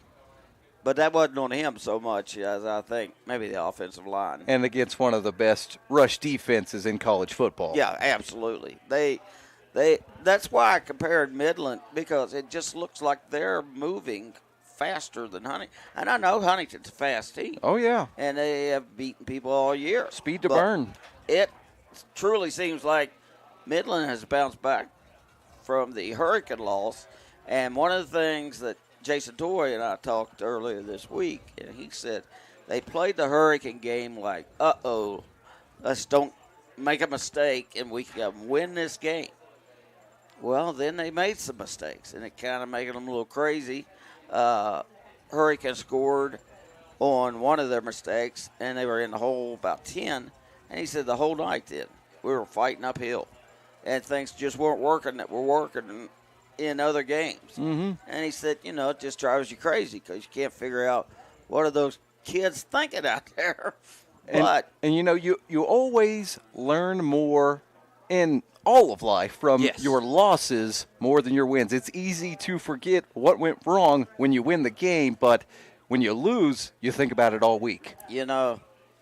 I still roll some losses over in my head. Me too. From 20 and 30 years ago that still make me crazy. So, the kids can put those things behind them so fast. I mean, I've traveled with baseball, basketball, and in those sports, you have another game in 2 or 3 days. You have to. Or the next day. Yep. Baseball's always got to play again. And the baseball season for the major leagues is 162. So it wears people down. They've got to learn to deal with that. But, young people put the loss behind them. And it's just about gaining perspective, and you've got to experience things in life that I can tell you about because I'm 67. But yours will be different. Yep. But it'll be alike in many, many ways. Hey, I want to do 2 things here. Well, we got a minute before we kick off. Happy birthday to my wife. Liz's birthday today. I won't say how old she is. Happy birthday, Liz. But love her to death, and happy birthday, honey. We're going to go out tomorrow because we have a day off. That's right. And also, Bob Goebel is a lifetime friend. It's like one of the family.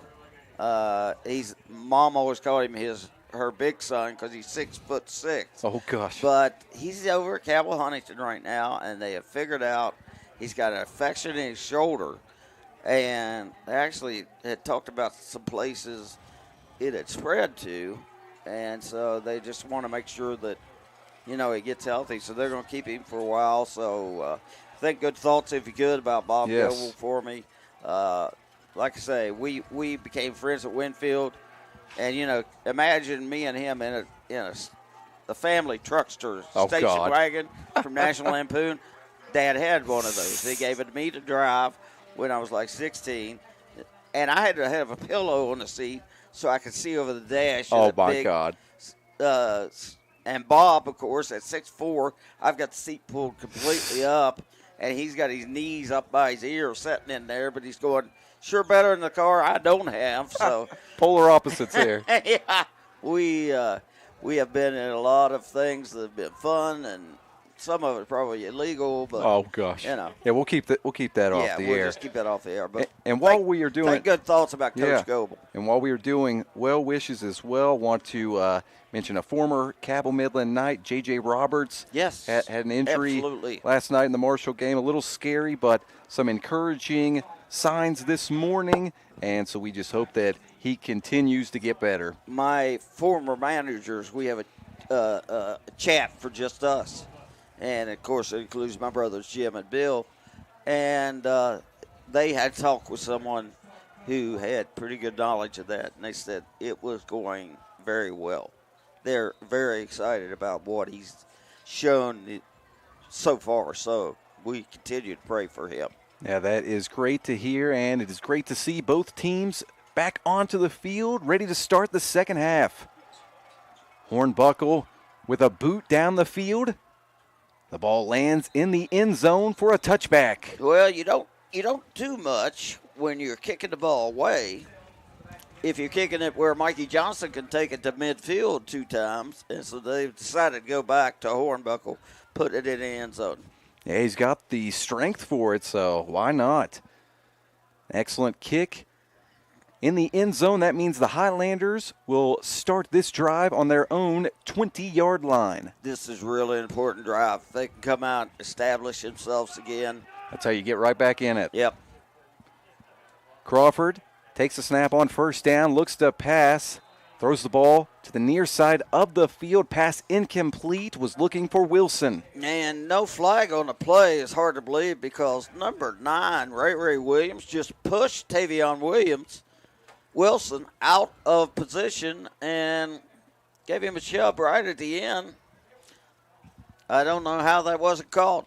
Yeah, very close call on the near sideline, but the flag staying in the pocket of the officials. Incompletion brings up 2nd and 10. Crawford looks to pass again. He's able to get the ball to Graves. Graves has some space to work with.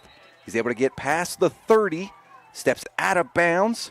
It's a 12-yard pickup and a first down. Really good block by Jamari Tubbs over here on the sidelines. That was the only guy that could have made the play, was number 33. Had a shot, but then he was blocked very well. Good job by Tubbs. Give Graves an extra yard, 13-yard pickup, places the ball at the Highlanders' 33. 1st and 10. Crawford sends a man in motion. Fakes the handoff, throws the ball over the middle. It's Zod Jackson with the catch. He's got the first down, and he's brought down near midfield at the Highlanders' 48-yard line. So about a 15-yard pickup. And it moves the chains for the Highlanders. 1st and 10. Trips receiver set to the far side of the field. And it's a pass to Zod Jackson. Pretty much rinse and repeat from the last play. A pretty good gain on first down for Zaw. About a 6-yard pickup makes it 2nd and 4. The ball now in Knights territory at the 46-yard line.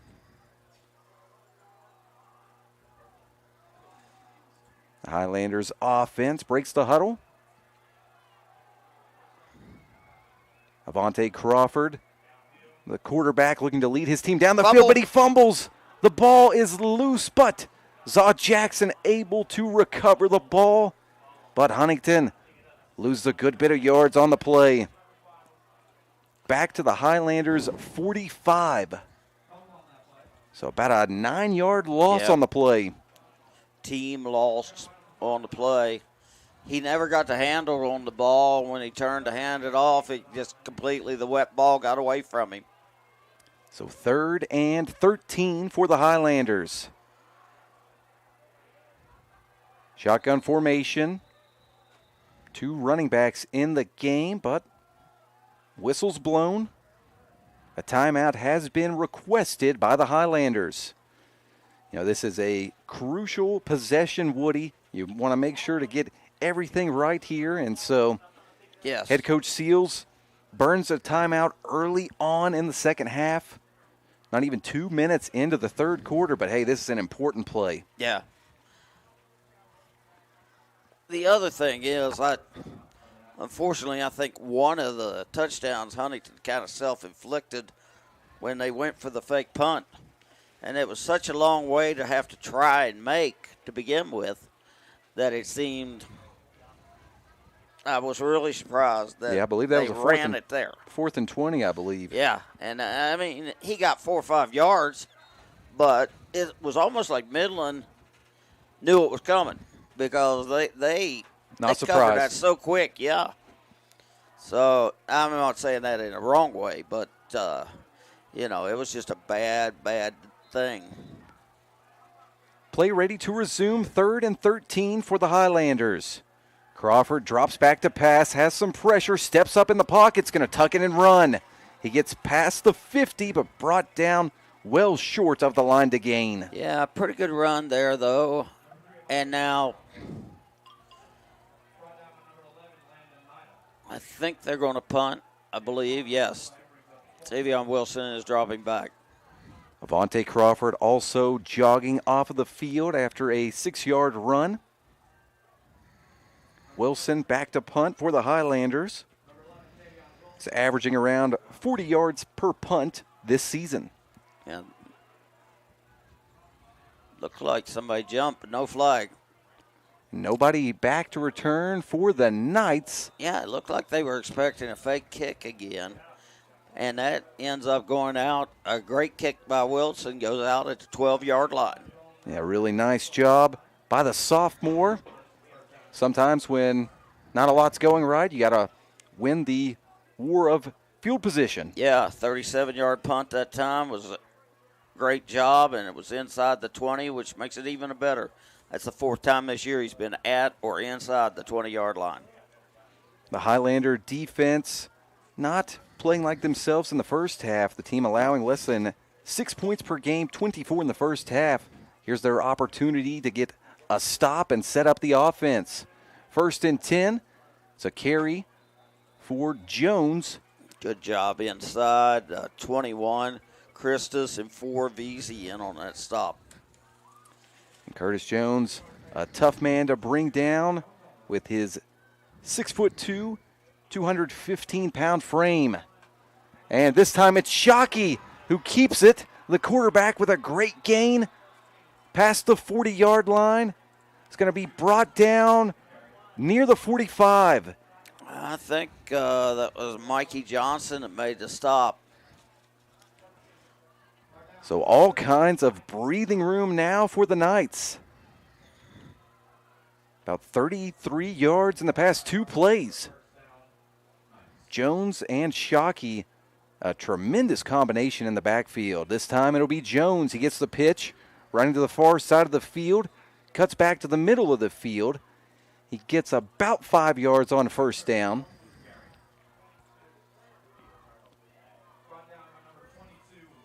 The ball is going to be marked down pretty much right at midfield.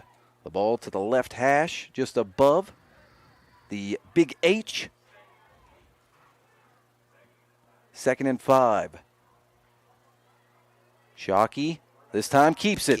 He's got the 1st down and more. Inside the 40, bumped out around the 35. We'll wait to see where they mark the ball down. Yep, Zaw Jackson makes the stop. And the ball down right at the 35 is where the nose of the football is touching. Another fresh set of downs for the Cabell Midland Knights. Yeah, now down to 35-15 on that carry. I'll tell you what, they are just bringing the pain to Huntington right now, time after time. Ground and pound and the rain picking up. This is a recipe for success for the Knights. Oh, yeah. 1st and 10. Jones gets the carry again. He's able to get a couple of yards. About 3-yard pickup on 1st down makes it 2nd and 7. Under 7.5 minutes to go in the 3rd quarter. Midland leads by 17.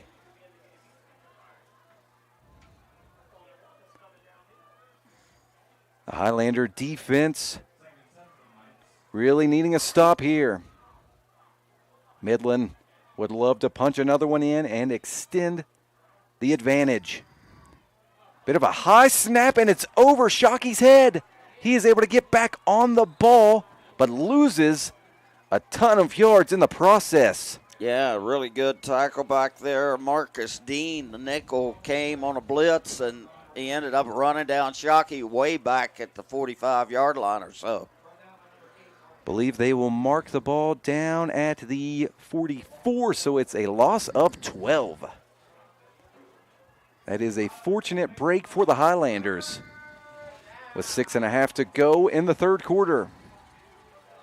3rd down now as well, 3rd and 19.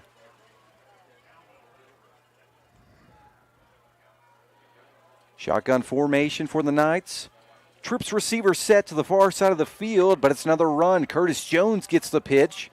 Looking for some blockers, but he is going to be brought down after picking up a couple of yards. Yeah, Cam Veazey, Cam Veazey got him down. Still down on the ground over there is another defender for Huntington, and it looks like they're going to have to call in Jay Ross, the Huntington's outstanding trainer. Hate to see any player get injured. I believe Veazey now back up onto his feet, but still another player down on the turf. Did not see the number, a little impossible to see the number at the moment. Yeah, it's, it's gotten wet out there. Rain's coming down, and I still haven't been able to see his number yet, but got a group of about 10 folks over there checking on him. We'll step aside for a short break during the stop in action. You're listening to Huntington High School football on ESPN 94.1 FM and AM 930. Mr. Cooper, we have an emergency at a middle school. Thank you. Board office, will you activate the crisis team? This is not a drill.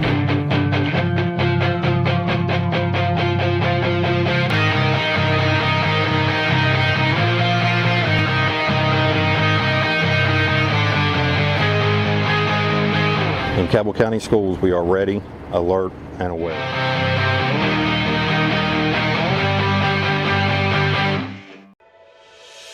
Hi, this is JJ Roberts from Huntington, and when I'm back home, you will find me at my local Parmar store.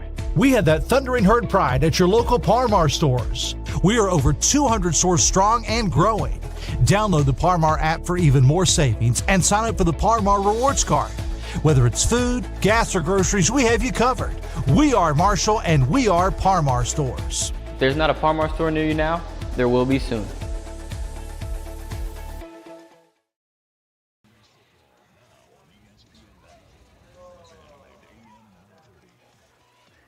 Back out at Bob Sang Stadium midway through the third quarter. I think the injured player might be 21, Marshall Christus. I can kind of see his sleeve there, defensive end, who's played so well this year. Also had a nice catch and run earlier in the game in the first quarter. I do not see a 21 anywhere on the sideline or on the field, so I believe you are right. And now he is back up on his feet, being assisted off of the field, and that is number 21, Marshall Christus. Well, I'm glad to see him up and walking. He's a little bit shaky. They've kind of propping him up out there. I don't think it's like an injury, like an ankle or something like that. I just think he may have the 100-yard stare going on there. Yeah, visibly shaken up as he makes his way off the field. Now we got 4th and 18. Yes, 4th and 18. Shockey back to punt, standing on his own 41. Gets the punt off end over end. It bounces. Oh, and a great grab by Miles Metter. Yes, it was. Stopping the ball at the 2-yard line. My goodness, what a punt by the quarterback, Robert Shockey. He is a tremendous athlete, and you could tell that Metter is a wide receiver. Yes. Great hands near the goal line. Now 98 yards to go for the Highlanders. Midland doing all of the little things right in this game, along with tremendous blocking for its rushing attack. 1st and 10 for the Highlanders. The ball on their own 2-yard line. 5 minutes and 49 seconds remain in the third quarter. It's a direct snap to Zod Jackson, just trying to get a little breathing room. He gets close to the 5-yard line. Yeah, it wasn't too bad an effort. He had to run up the back of number 62, Wyatt Adkins, and I think he was able to get the 3 yards just because Wyatt had already cleared those out. 3-yard pickup makes it 2nd and 7 at the 5-yard line. Crawford back in the game. Gets the snap, hands it off. It's Zod Jackson looking for some blockers. He is able to make his way past the 10-yard line, brought down at the 11. He is going to be just shy of a first down. 6-yard pickup makes it 3rd and 1.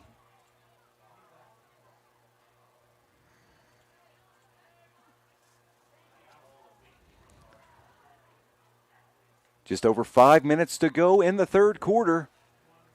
Midland leads 24-7. 3rd and short for the Highlanders. Crawford giving his teammates the play signal. Shotgun formation, 2 receivers to the far side of the field.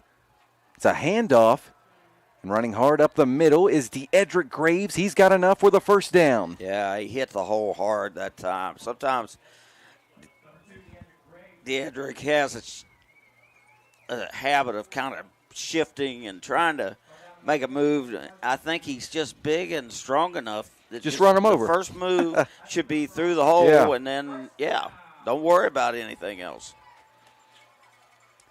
1st and 10 for the Highlanders. Ball on their own 15-yard line.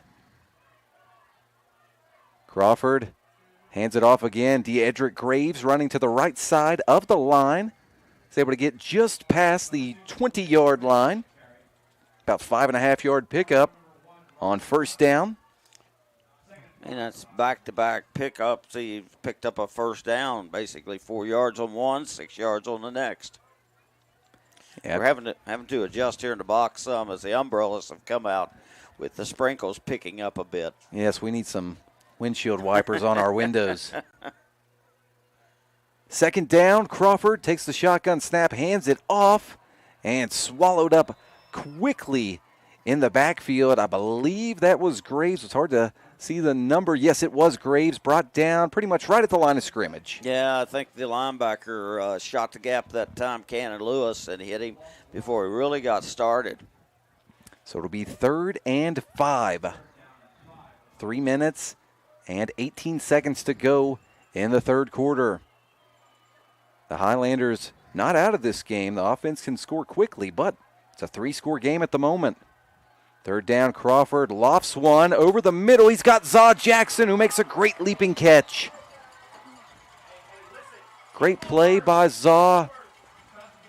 He is brought down in Cabell Midland territory. No, excuse me, now the officials place the ball right at midfield, so nobody's territory, really.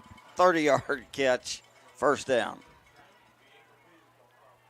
The ball inside the gold H at midfield as the rain continues to come down here in Huntington. 1st and 10. Crawford back to pass. Throws one down the field looking for McNeely. The play is made in the secondary. McNeely is he's amazed that there's no call there, and so is the Huntington sideline. Taking another look at the replay with our friends on the video stream, and can see and hear why it looks pretty much like it should have been called. Yes, the defender with his back to the ball, but no penalty marker on the play. 2nd and 10. Crawford throws one to McNeely. McNeely fighting for the first down. He's got it. Continues to fight. About a 12-yard pickup for the 6'3" senior wide receiver Malik McNeely. It's his 3rd catch of the game, and he's got 34 yards on 3 catches. Under 2.5 to go in the third quarter. The Highlander offense picking up some momentum. 1st and 10.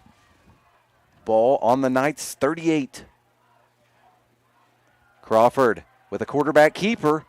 Runs up the middle. A good run on first down. He is finally brought down at the 32-yard line. 6-yard pickup makes it 2nd and 4. Michael Lunsford, who, as we said earlier, is committed to Marshall, he makes that stop. Yeah, good stop, bringing down the Highlanders quarterback, Avante Crawford. 2nd and 4. It's a handoff to Graves, and he is brought down immediately. Boy, I'm telling you, that time Lunsford shot the gap like he was shot out of a rocket. Went flying through the linebacker or through the tackles and guards. And nobody put a hand on him until he reached Graves for a big loss. So now the ball back to the 36, loss of 4 on the play. It's 3rd and 8 for the Highlanders. 1 minute and 10 seconds left in the third quarter. Crawford throws the ball to the far side of the field. Graves has got the first down, barrels over a defender.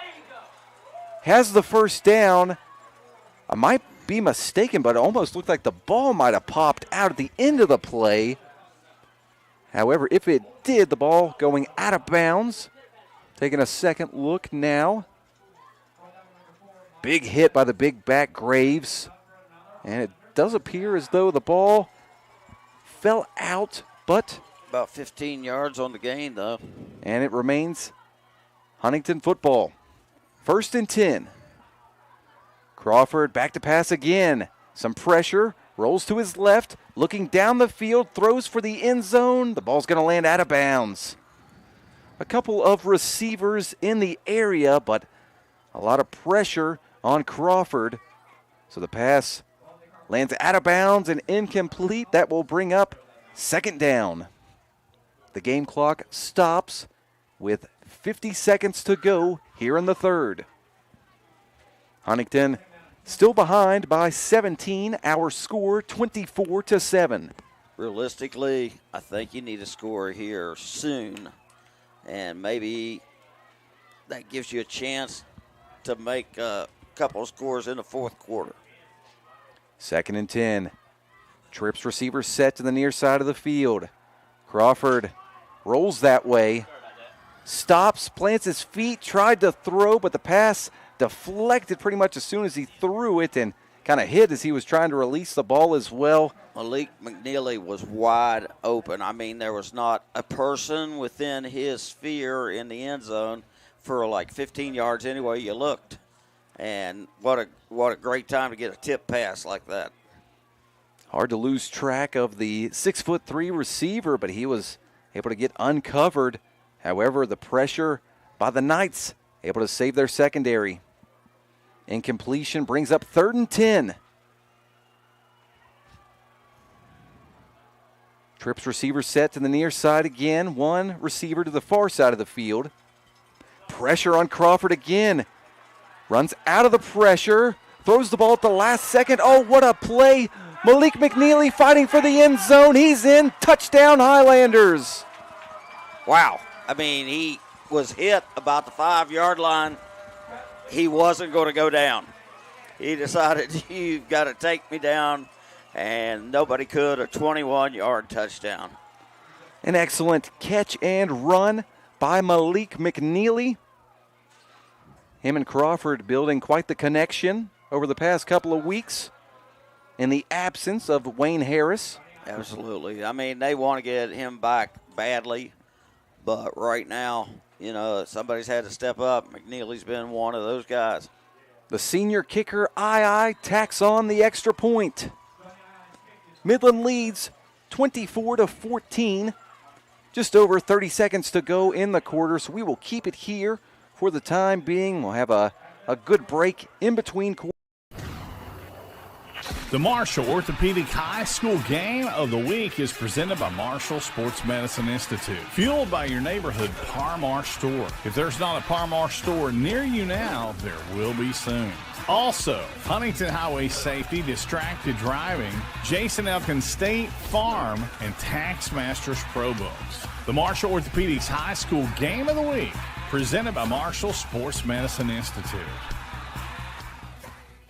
Going out? Hungry? Have kids? Looking for a fun, casual joint? Then Roosters at Pullman Square in Huntington is the place to be. Bring the kids 12 and under on Tuesdays, and they eat for just 99 cents all day long. That's right, an entree, 2 sides, and a drink for less than $1. Plus, Tuesday at Roosters means a featured appetizer all day for just $2. Roosters will lighten your mood and not your wallet. And you can always enjoy your favorite sports on Roosters 40 TVs. Roosters at Pullman Square in Huntington, a fun, casual joint.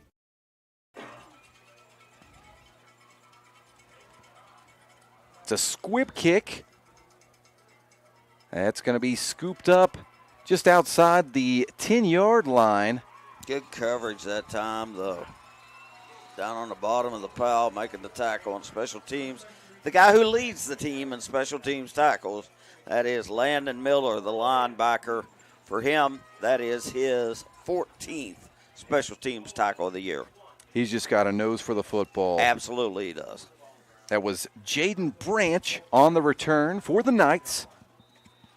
The Knights will start this drive on their own 26. 24.8 seconds left in the third quarter. 1st and 10 for the Knights. And it's a handoff, running the ball to the far side of the field. And a strong run. That's Logan Hobbs. He got close to the first down marker, but going to be just a bit short. And that's likely going to be the last play of the third quarter. Yeah, Hobbs has had a few carries tonight. He's done a pretty decent job for the team in the carries he's had. That's the end of the third quarter. 12 minutes left to play, and Midland leads by 10. We're going to step aside for a short break. You're listening to Huntington High School football on ESPN 94.1 FM and AM 930. Thornhill, our goal is to provide you with the best automotive experience. From our state-of-the-art facilities, amenities, and certified staff we call family. You'll be offered the best experience you deserve. We take pride in our focus for customer care, bringing the best quality and support for all of our customers' needs. What are you waiting for? It's your time to get behind the wheel with Thornhill. Get started now at thornhillautomotive.com. Just tag it at Thornhill, where it's all here for you. US 119 Chapmanville and Logan, WV to Belfry, Kentucky. Did you know when you send or receive a text message, you take your eyes off the road for 5 seconds? At 55 miles an hour, that's like driving more than the length of a football field, blindfolded. As a result, thousands of people die every year in crashes related to distracted driving.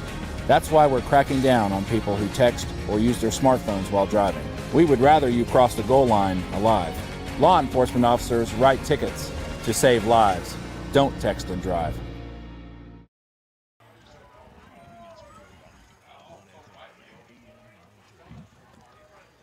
Welcome back out to Huntington, where the fourth quarter is just about to begin. Midland leads 24-14, but the Highlanders just scored a touchdown, looking to get a quick stop and get back in this game. But the first play of the fourth quarter is a first down run by the Knights quarterback, Robert Shockey. Yeah, Williams made a quick tackle, but not quick enough to keep them from getting the first down as he picks up exactly the 2 yards they needed. For the Knights, the clock is their friend. It is not for the Highlanders. Cabell Midland always a ground and pound team and will just look to drain every second off this clock that they can. 1st and 10. Jones gets the carry, and a nice tackle is made on the far side of the field, just kind of going for his ankles there, trying to take out the feet of the powerful running back. Yeah, Zaw Jackson, he makes those tackles over and over during the season, and it's always kind of amazing that he's able to come up with them. But about a 3-yard pickup, though. That'll make it 2nd and 7, just about a minute into the fourth quarter. The Knights offense getting set at their own 39-yard line. Shockey looking toward the sideline. Calling out a few commands, and he gets the snap.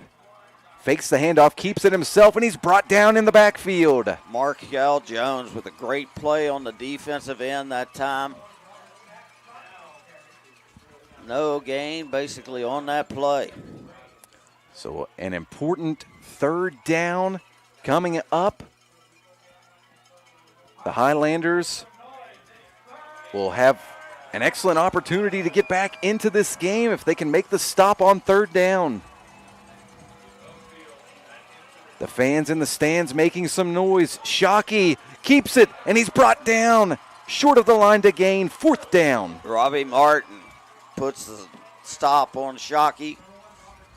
Maybe Shockey had some nightmares about that scenario, which had already happened some last year.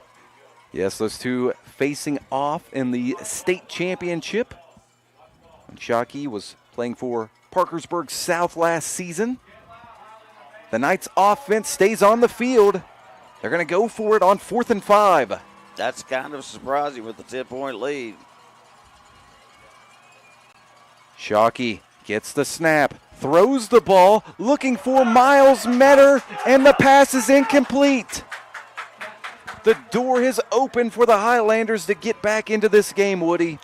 Yeah, that pass was a little high. He was open. It was exactly what they wanted on that run, but Miles Metter could not reach up enough. At 5'11", he'd had to been about 6'4" to come down with that pass. You know, and that's where they can kind of get you as a DB. I remember in the glory days of CK football, there was a coach that would watch the defensive backs, and after the Wonders would run the ball about 40 times in a row, okay, the DBs have stopped covering the wide receivers. Now let's throw it. 1st and 10 for the Highlanders. Already with the ball in Knights territory. Crawford back to pass. Some pressure, but he gets the pass off. It's a screen pass. Zaw Jackson jukes a defender, gets inside the 20. He's bumped. Michael Lunsford finally makes the stop. Yeah, bumped out about the 17-yard line. A nice catch and run by Zaw Jackson of 24 yards. Well, we'll see where they place the ball down. Yes, at the 17, 24-yard gain by the junior running back Zaw Jackson. 9 minutes and 14 seconds to go in regulation. 1st and 10. Crawford throws the ball to Tavion Wilson, who's in the end zone. Touchdown, Highlanders. 17-yard catch and run by the super sophomore Tavion Wilson. Well, he just showed so much in the last 2 weeks where he's been playing a little more full-time and had a couple touchdowns last week and a big one there. And that's the fake punt. It came back to bite Midland almost immediately. They were up 10. Now they are up 4 pending the kick. What a sequence of events. The stands are literally shaking right now in Huntington. Adds the extra point, and the Highlanders down by a field goal. We're going to step aside for another short break. You're listening to Huntington High School football on ESPN 94.1 FM and AM 930. Cabell County Schools has a zero-tolerance policy for bullying, harassment, and intimidation. We're excited to provide the Stop It mobile app for our students. Stop It has 2 powerful features. Students may report incidents or talk directly to school officials. Cabell County students have the power to end harmful and inappropriate online or physical bullying. You can download the app from Apple or Google Play. Together, we can create a safer, kinder school community.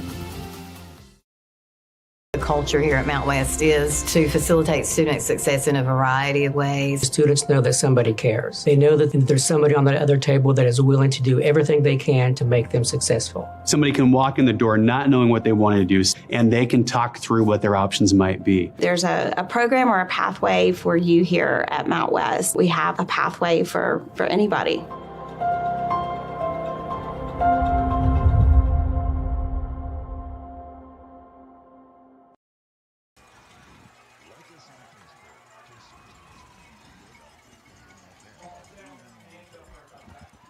Just over 9 minutes to go in regulation here in Huntington, and the Highlanders looking to make a big comeback.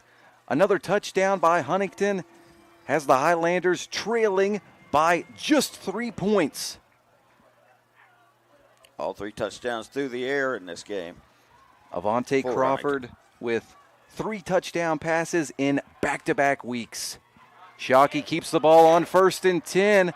And he's swallowed up in the backfield. Markel Jones, after he got away, a blocker was still trying to block Caillou Jackson even when they were already in the backfield. But as he got away from him, thought he could get outside and Wade with a great play there and a 2-yard loss. That'll make it 2nd and 12. Shockey this time with a quick hitter on the outside. That's Caden Bowen with the reception.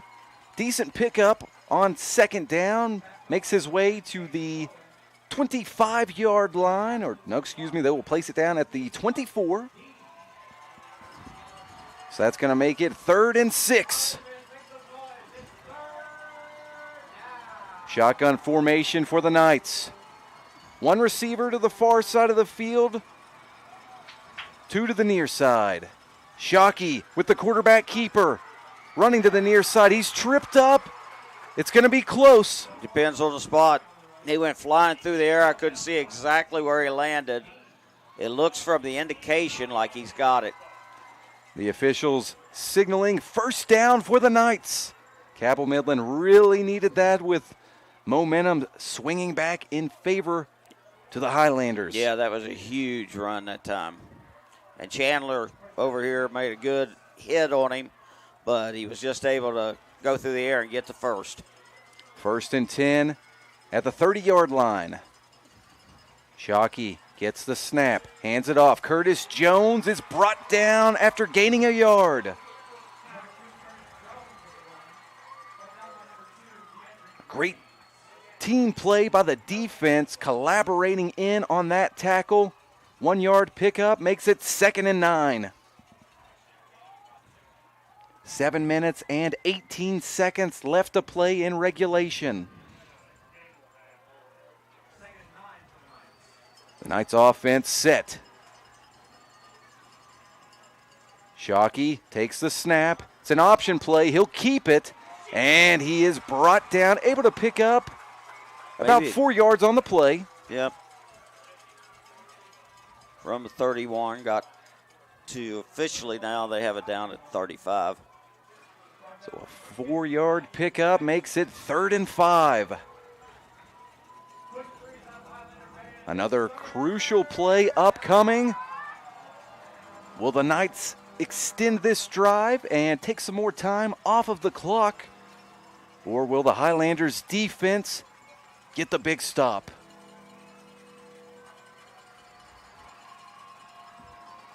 Shotgun formation.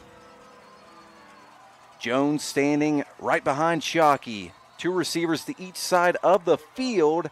Flag maybe or delay. Yes, looks like the clock is run out. Certainly appears as though, no, they got the timeout first, they say. Midland requests the timeout. That's their second of the within the 4th quarter. The game clock stops with 6 minutes and 16 seconds left here in the 4th quarter. We will keep it here during the break. Would hate to be on break when there's a big play right here. Oh, absolutely. And this could be the ball game right now. If Huntington can get the stop and force a punt, you got to feel like they've got a good chance of driving down. Who knows, maybe even Johnny Ia's first field goal attempt of the year. We were just talking before we even went on the air, Woody, as Johnny Ia was practicing some field goals pregame. Hasn't attempted one yet this year, as you just mentioned. And you honestly wouldn't like his first one to be so late in a close game where he would probably be feeling some pressure. Yeah, absolutely. But in practice Wednesday, he hit everything till they backed him up to about 45 yards. And he missed it just barely. And they weren't going to kick again, but the kids were like, I'm sure the defense was offside. We got to get another shot. And the second kick he made would have been good from 60. And wow. I'm not over, blowing that attempt. It was unbelievable how far back that ball hit, almost driving it nearly to the building. Hey, I believe it. The kid has a touchback on almost every kickoff this season. Yeah, he has a great leg. Both teams ready to resume play, but the officials not at the moment, talking something over. Yeah, I'm not sure what. It's 3rd and 5 for the Knights. Wait a minute. Now, is he going to talk to Billy Seals about? No, it appears as though he's going to talk to Robert Shockey. Okay. Well, the clock's down there. The other clock's down on the building. But okay. I don't know that there's a problem with the clocks, although they are not running right now. 3rd and 5. Shockey keeps it himself. The Huntington defense hits him hard. Walt Williams, the senior, with the big stop, and it's 4th down. Cam Veazey got their first load, and Walt Williams laid the lumber on him at the 35. No gain on the play. That was a bone-crushing hit by the senior linebacker, Walt Williams. And now the punting unit on the field for the Knights.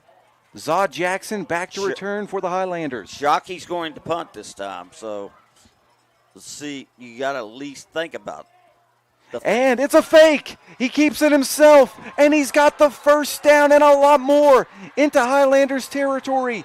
Brought down near Huntington's 40. What a call by Luke Sammons.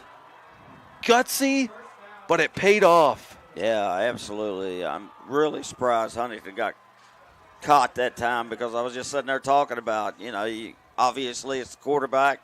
He might throw it, he might run it, and he ran it for a first down. Zod Jackson, touchdown saving tackle. A 26-yard gain by the quarterback punter, Robert Shockey. 1st and 10 at the Highlanders' 39-yard line. 5 minutes to go in regulation. Curtis Jones gets the carry, falls forward as he usually does and gets that extra yard. Walt Williams with another good tackle, that time number 22. Jones able to pick up about 5 yards on first down. They'll call it second and 6. They're saying that it's touching the 35, so that would make it 6. 2nd and 6, 4.5 minutes to go. Cabell Midland leads by a field goal. It's a quarterback keeper, Shockey, with the ball. It's going to be a short gain on 2nd down. Bottom of the pile is number 4, Cam Veazey again. Middle linebackers having a day right now. Yeah, they certainly are. It's about a 2-yard gain, 2.5 yards to go for the first down. Under 4 minutes to go. If you're just now joining us, well, you've missed a heck of a ball game, but stick Yes, around for the end.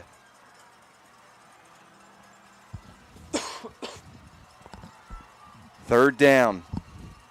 Shockey takes the snap, hands it off to Jones, who is hit almost immediately. The Highlanders able to halt his progress before the 30-yard line. It's going to be 4th down again. Caillou Jackson, Robbie Martin plugging up the middle. That's what they do on the defensive line. They hold up runners and try to get the linebackers free to roam a bit and make the tackles. And we've got a stoppage in play. Not certain if the officials were maybe wanting to measure. It looks like I've just been told the Highlanders requesting a timeout. That is, I believe, Huntington's 2nd of the half. Yes, that's right. So 3 minutes and 34 seconds to go on the game clock. I think that's a pretty good stop of the clock there. You're running into a 4th down situation here. Yes, both teams want to make certain they've got their best call for this play. They're basically at the 30, so it's 4th and 1, although it's about a 1.5.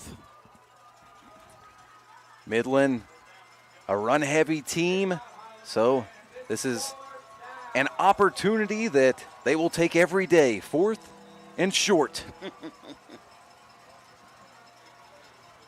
Can the Huntington defense make the stop? Shotgun formation, 2 backs in. Jones standing behind Shockey. He'll get the ball on the pitch, running to the far side of the field. He's got the first down and more, brought down inside the 25-yard line. Marcus Dean makes the tackle. Just didn't have the speed guys on the outside. He was able to outrun Jedrick Graves and some of the other defenders over there that just can't close like a Jackson can, or one of those players, or Veazey or Williams, Miller. Unfortunately, it was mostly big guys. Jones able to make his way to the 21-yard line. That was a 9-yard carry. He's at 190 on 18 carries. What a performance by Curtis Jones. 1st and 10. It's another run for the Knights. Bottled up quickly, but a flag on the field. Yeah, I'm not sure what the flag is. He threw it in the general direction of the play, so it could be a hold, could be a face mask. Wait and see what the call is. Each play holding more and more importance. This time it's a face mask on the Highlanders. Yeah, I'm afraid that maybe Caillou might have had his hand slide up and get a hold of the mask, and that's an unfortunate penalty. It certainly wasn't on purpose. So that's going to 5-yard face mask is still a high school rule, so it moves the ball to the 15. 2 minutes and 36 seconds left in regulation. Midland leads by a field goal. It's 1st and 4 now at the 15. Huntington's defense has not allowed a point in the second half. Looking to hold strong. And the ball's loose. Who's got it? I think the Knights might have been able to grab it. Yeah, I think the quarterback fell back on it when he lost it. Huntington was down there scrambling, trying to get the ball. Curtis Jones will be credited with the recovery. He's done just about everything else tonight. Might as well save the team's bacon there. Markel Jones was the guy that was trying to get the ball free. So the ball now back to the 16-yard line. Loss of 1 on the play. 1 minute and 40 seconds to go in the fourth quarter. Midland leads 24-21. And whistles blown before timeout. Cabell Midland requesting a timeout. The senior quarterback, Robert Shockey, didn't look too pleased with the call. He thought maybe they had a good play call there for how the defense lined up. Well, he was upset, and so were a couple of the offensive players. They thought they really had something that was going to go. So the timeout requested with 1 minute and 32 seconds left in the fourth quarter. It's going to be 2nd and 5 when we resume play. Huntington with just a timeout left, so really can't afford to give up another first down. No, absolutely not. I mean, Midland took their second. Both teams still talking things over with their coaches. The Highlanders defense starting to make its way back to the football and get set up. The Knights offense now doing the same. Well, we talked about Jones having 190 on 18 carries. Quarterback Shockey has 121 on 15 carries, and he has 1 touchdown. Both of those two very impressive this evening. The Knights need a few more yards out of him. Shockey's trying to get it, running forward. I think he's going to be just a bit short of the first down. We'll wait for the spot. It's very close. I have to imagine that they might measure this one.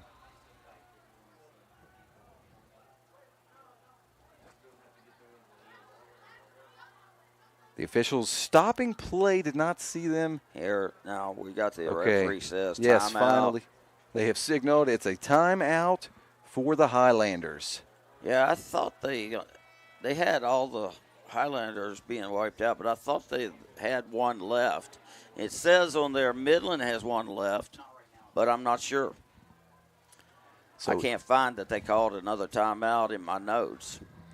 So even if the Knights are unable to convert and get the first down, they're going to be able to run a good bit of what is left on the game clock off of it. 1 minute and 14 seconds to go in this 3-point ball game.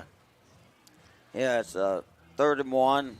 You can see them running 2 running plays, and that would take a minimum probably of a minute off the clock. 3rd and short for the Knights. Shockey in the offense getting set up. It's a 2 running back formation with Curtis Jones standing right behind Shockey. Jones gets the carry, running to his left. He's got the first down. He's got the touchdown into the end zone. And the Knights maybe putting the finishing touches on a win. Boy, he had some sensational blocking. Going downfield was number 54, who did a really good job. That's Mason Ramsey, one of those sophomores we talked about. And Curtis Jones was untouched on a 12-yard run. Hornbuckle on for the extra point. His kick is good. Just over a minute left to play, and the Knights lead by 10. We're going to step aside for a short break. You're listening to Huntington High School football on ESPN 94. Planning for a funeral is never easy, and selecting the right mortuary can be important. Family owned and operated for over 6 decades, our family has helped other families going through the most difficult time. Chapman's Mortuary and Crematory can help you plan arrangements today or offer a pre-need funeral plan in line with your intimate wishes. And now, we provide Huntington's only on-site crematory. Call us for a free consultation. Chapman's Mortuary and Crematory, serving the tri-state for over 60 years.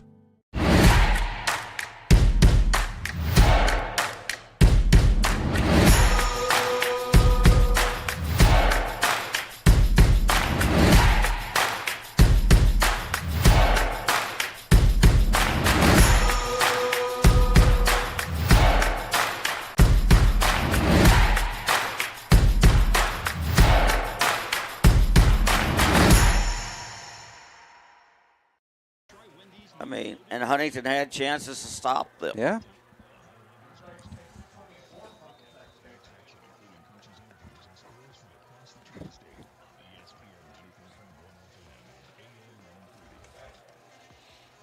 Still just a little bit of game time left, over a minute to go, but the Cabell Midland Knights eating up every second that they could.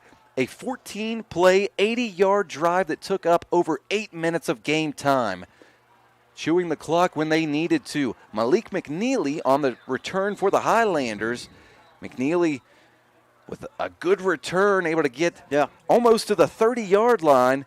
However, Huntington needs 2 scores quickly. Yeah, you just about got to hit a long play here because you don't have any timeouts left. So that really leaves you in a bind on stopping the clock. You throw some outs and you can stop the clock that way. There's a player down for Midland back upfield at the 40-yard line. Yeah, right where the Knights kicked the ball off. So Number 11's out there with him, Landon Nida. Hate to see that. Hopefully, player's able to get back up onto his feet. Some of the trainers looking over him now. I think it's the kicker. I was just about to say. Yeah. Hard to speculate, but he went down right about the spot that he kicked the ball. And yes, that is Tony Hornbuckle, the 5'10" senior kicker. He's jogging off now, so you think he's all right. Yeah, maybe. Maybe. Felt something when he kicked the ball off. Well, Never know. He looked like he got hit pretty hard. Huntington's at the 29, and they need about a 71-yard play right now. Just over a minute to go in the fourth quarter. Crawford gets the snap. Lofts the ball toward McNeely, but it's going to land out of bounds on the Highlanders sideline. That will stop the clock with 57 seconds to go. Yeah, I mean, every play now is critical. You gotta hit outs.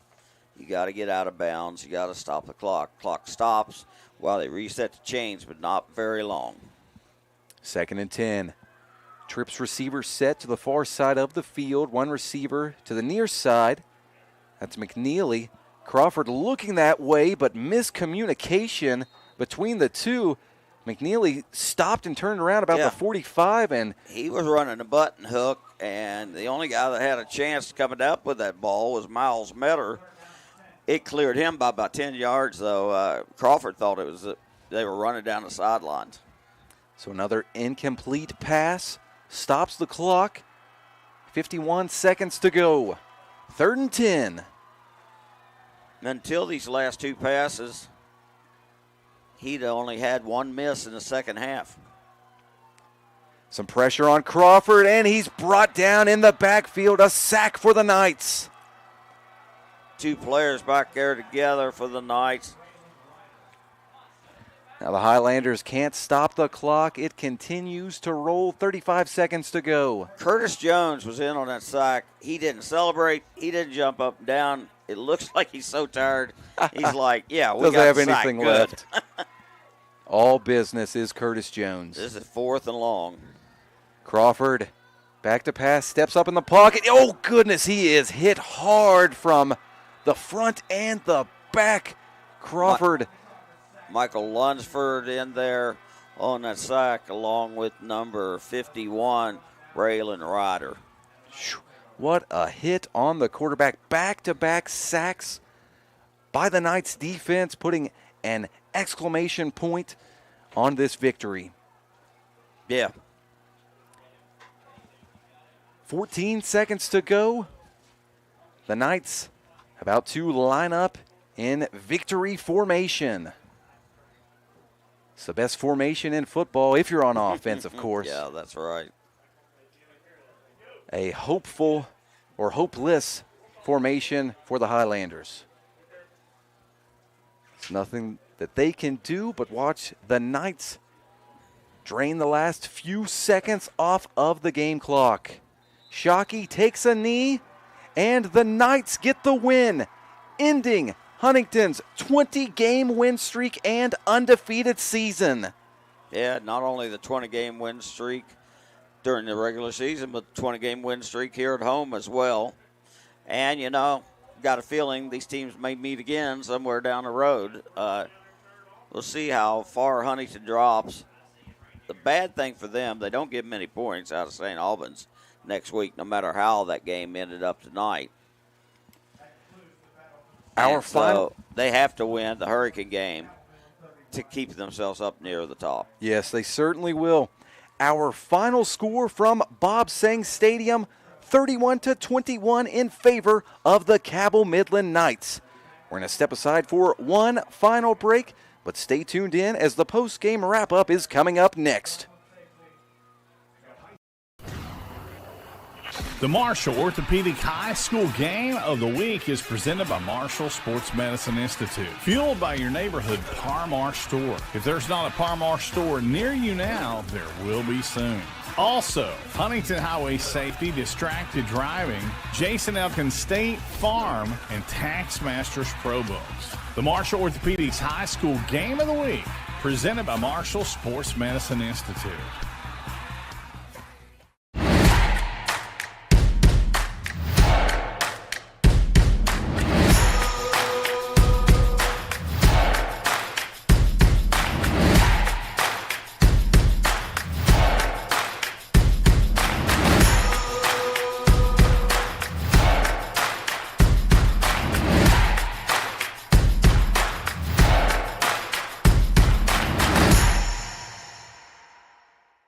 Here at Thornhill, our goal is to provide you with the best automotive experience. From our state-of-the-art facilities, amenities, and certified staff we call family. You'll be offered the best experience you deserve. We take pride in our focus for customer care, bringing the best quality and support for all of our customers' needs. What are you waiting for? It's your time to get behind the wheel with Thornhill. Get started now at thornhillautomotive.com. Just tag it at Thornhill, where it's all here for you. US 119 Chapmanville and Logan, WV to Belfry, Kentucky. I care. I care. I care. I care. I care. It doesn't matter how big or small your problem is. We want you to know that we're all in this together. At Cabell County Schools, we want everyone in our school community to know that they belong and that we care. They had a 3rd and 6 they converted on, and a 4th and 5 on the fake punt, which was a real dagger into Huntington's heart at that point. They made a 4th and 1 later in that drive when Jones got 9, and then, of course, right at the end of the drive on 3rd and 1, they're hoping to stop them and get a turnover. It is Jones going 12 yards, so unofficially I have him with 19 carries, 202 yards, and 3 touchdowns. The 12-yarder, the 39-yarder, and the 64-yarder just to start the game. And on the very first play, he went flying out of there and scored. Shockey, the quarterback, he also played well. He had 121 yards on 15 carries. He had 1 touchdown, threw the ball well most of the night, and didn't throw it a lot. 2 of 3, I think, is what I had him for, and that's unofficially, of course. But, they had a lot of first downs, and that was key to their drives because they just kept piling up the first downs, especially in the long drive. They got 3 on that one that were just killers for Huntington. And all good things have to come to an end. What a run by the Highlanders, who had not lost since week 1 of last season in what was a 1-point loss against Spring Valley. Won every game since, including the state championship up until tonight. And you know that the Cabell Midland Knights are taking some pride in ending their rival's streak. Oh, no doubt about it. I mean, this game doesn't need a shield. It doesn't need winning streaks. It's all about the 2 schools in one county. The kids from out in the country, if you're a Huntington supporter, you think they're a bunch of rubes, a bunch of farmers, whatever you want to say. And then they look in at the city and, crime and drugs and all of that the people put up with here. Both of those are wrong. There's great kids on both sides of these schools. And all across. We're going to see Curtis Jones Jr., his dad, was a great player for Marshall, and I think he's going to be a great player at WVU unless something changes between now and signing day. Huntington just a little banged up. We talked about the flu in the pregame too. Nobody's going to use that as an excuse. It's just, and you can see now some of the Huntington players waited on the field because they wanted to talk to some of the Midland. These guys know each other from Little League and from midget league football and all that, playing on basketball programs. And then, they've faced each other since they were probably 6 years old. And so it's a great rivalry. I mean, you can see Big Robbie Martin's out there along with the guy we would like seeing on the field earlier. Yeah. That's number 6 is out there walking around, and you sure wish Wayne Harris can play. Hopefully he can come back and play next week when they go to St. Albans. I was going to check and see if we had a final on that yet. I know this was a huge win for St. Albans as they knock off South Charleston 28-6. Makes St. Albans 1-7 and South Charleston 0-8 on the season. So good for the Red Dragons. Absolutely. I would much rather play a team that's gotten that win out of the way to break a losing streak. Yes. And so, they'll be feeling good about senior night and all that. But hopefully Huntington can go there and take care of business and turn around and get ready for Hurricane. That brings us to the thank yous portion of our broadcast. First and foremost, we want to thank each and every one of you who tuned in to our video stream or listened to us on the radio. Thanks a million to all of you, and thanks for sticking with us until the very end. Also want to thank our partners with the video crew. Want to thank Jimmy Morgan, our statistician, Kenny Sellers, our producer, back in the Kindred Communications studios. A lot of moving parts to this, so thanks to everyone who chipped in tonight. And last but not least, want to thank you, Woody. Say this most times, but hey, always enjoy calling the game with you, man, because it's true. It's absolutely great, and we've had a great run. You started last year in the first game that they lost. I hope you're not going anywhere now that they've lost again. No. But I know these kids and these coaches well. I know the coach over at Midland pretty well, too, since he was a freshman at Marshall. So, we enjoy doing this. And when one local team wins, another one loses. I mean, nobody in Huntington likes anyone from Barbersville. I don't think that's true. and vice versa. I don't think everybody in Barbersville hates Huntington. So, it was a great rivalry game. And with a couple minutes left, it was a 3-point game. Yes. So could have gone either way. Midland got the big drive, and Curtis Jones, his third touchdown, put the icing on the cake. And with all of the blowouts this season, all across West Virginia in high school football, it was a treat to call this game. Our final score from Bob Sang Stadium, 31-21 in favor of the Cabell Midland Knights. Thanks for tuning in, everyone. Have a great rest of your night.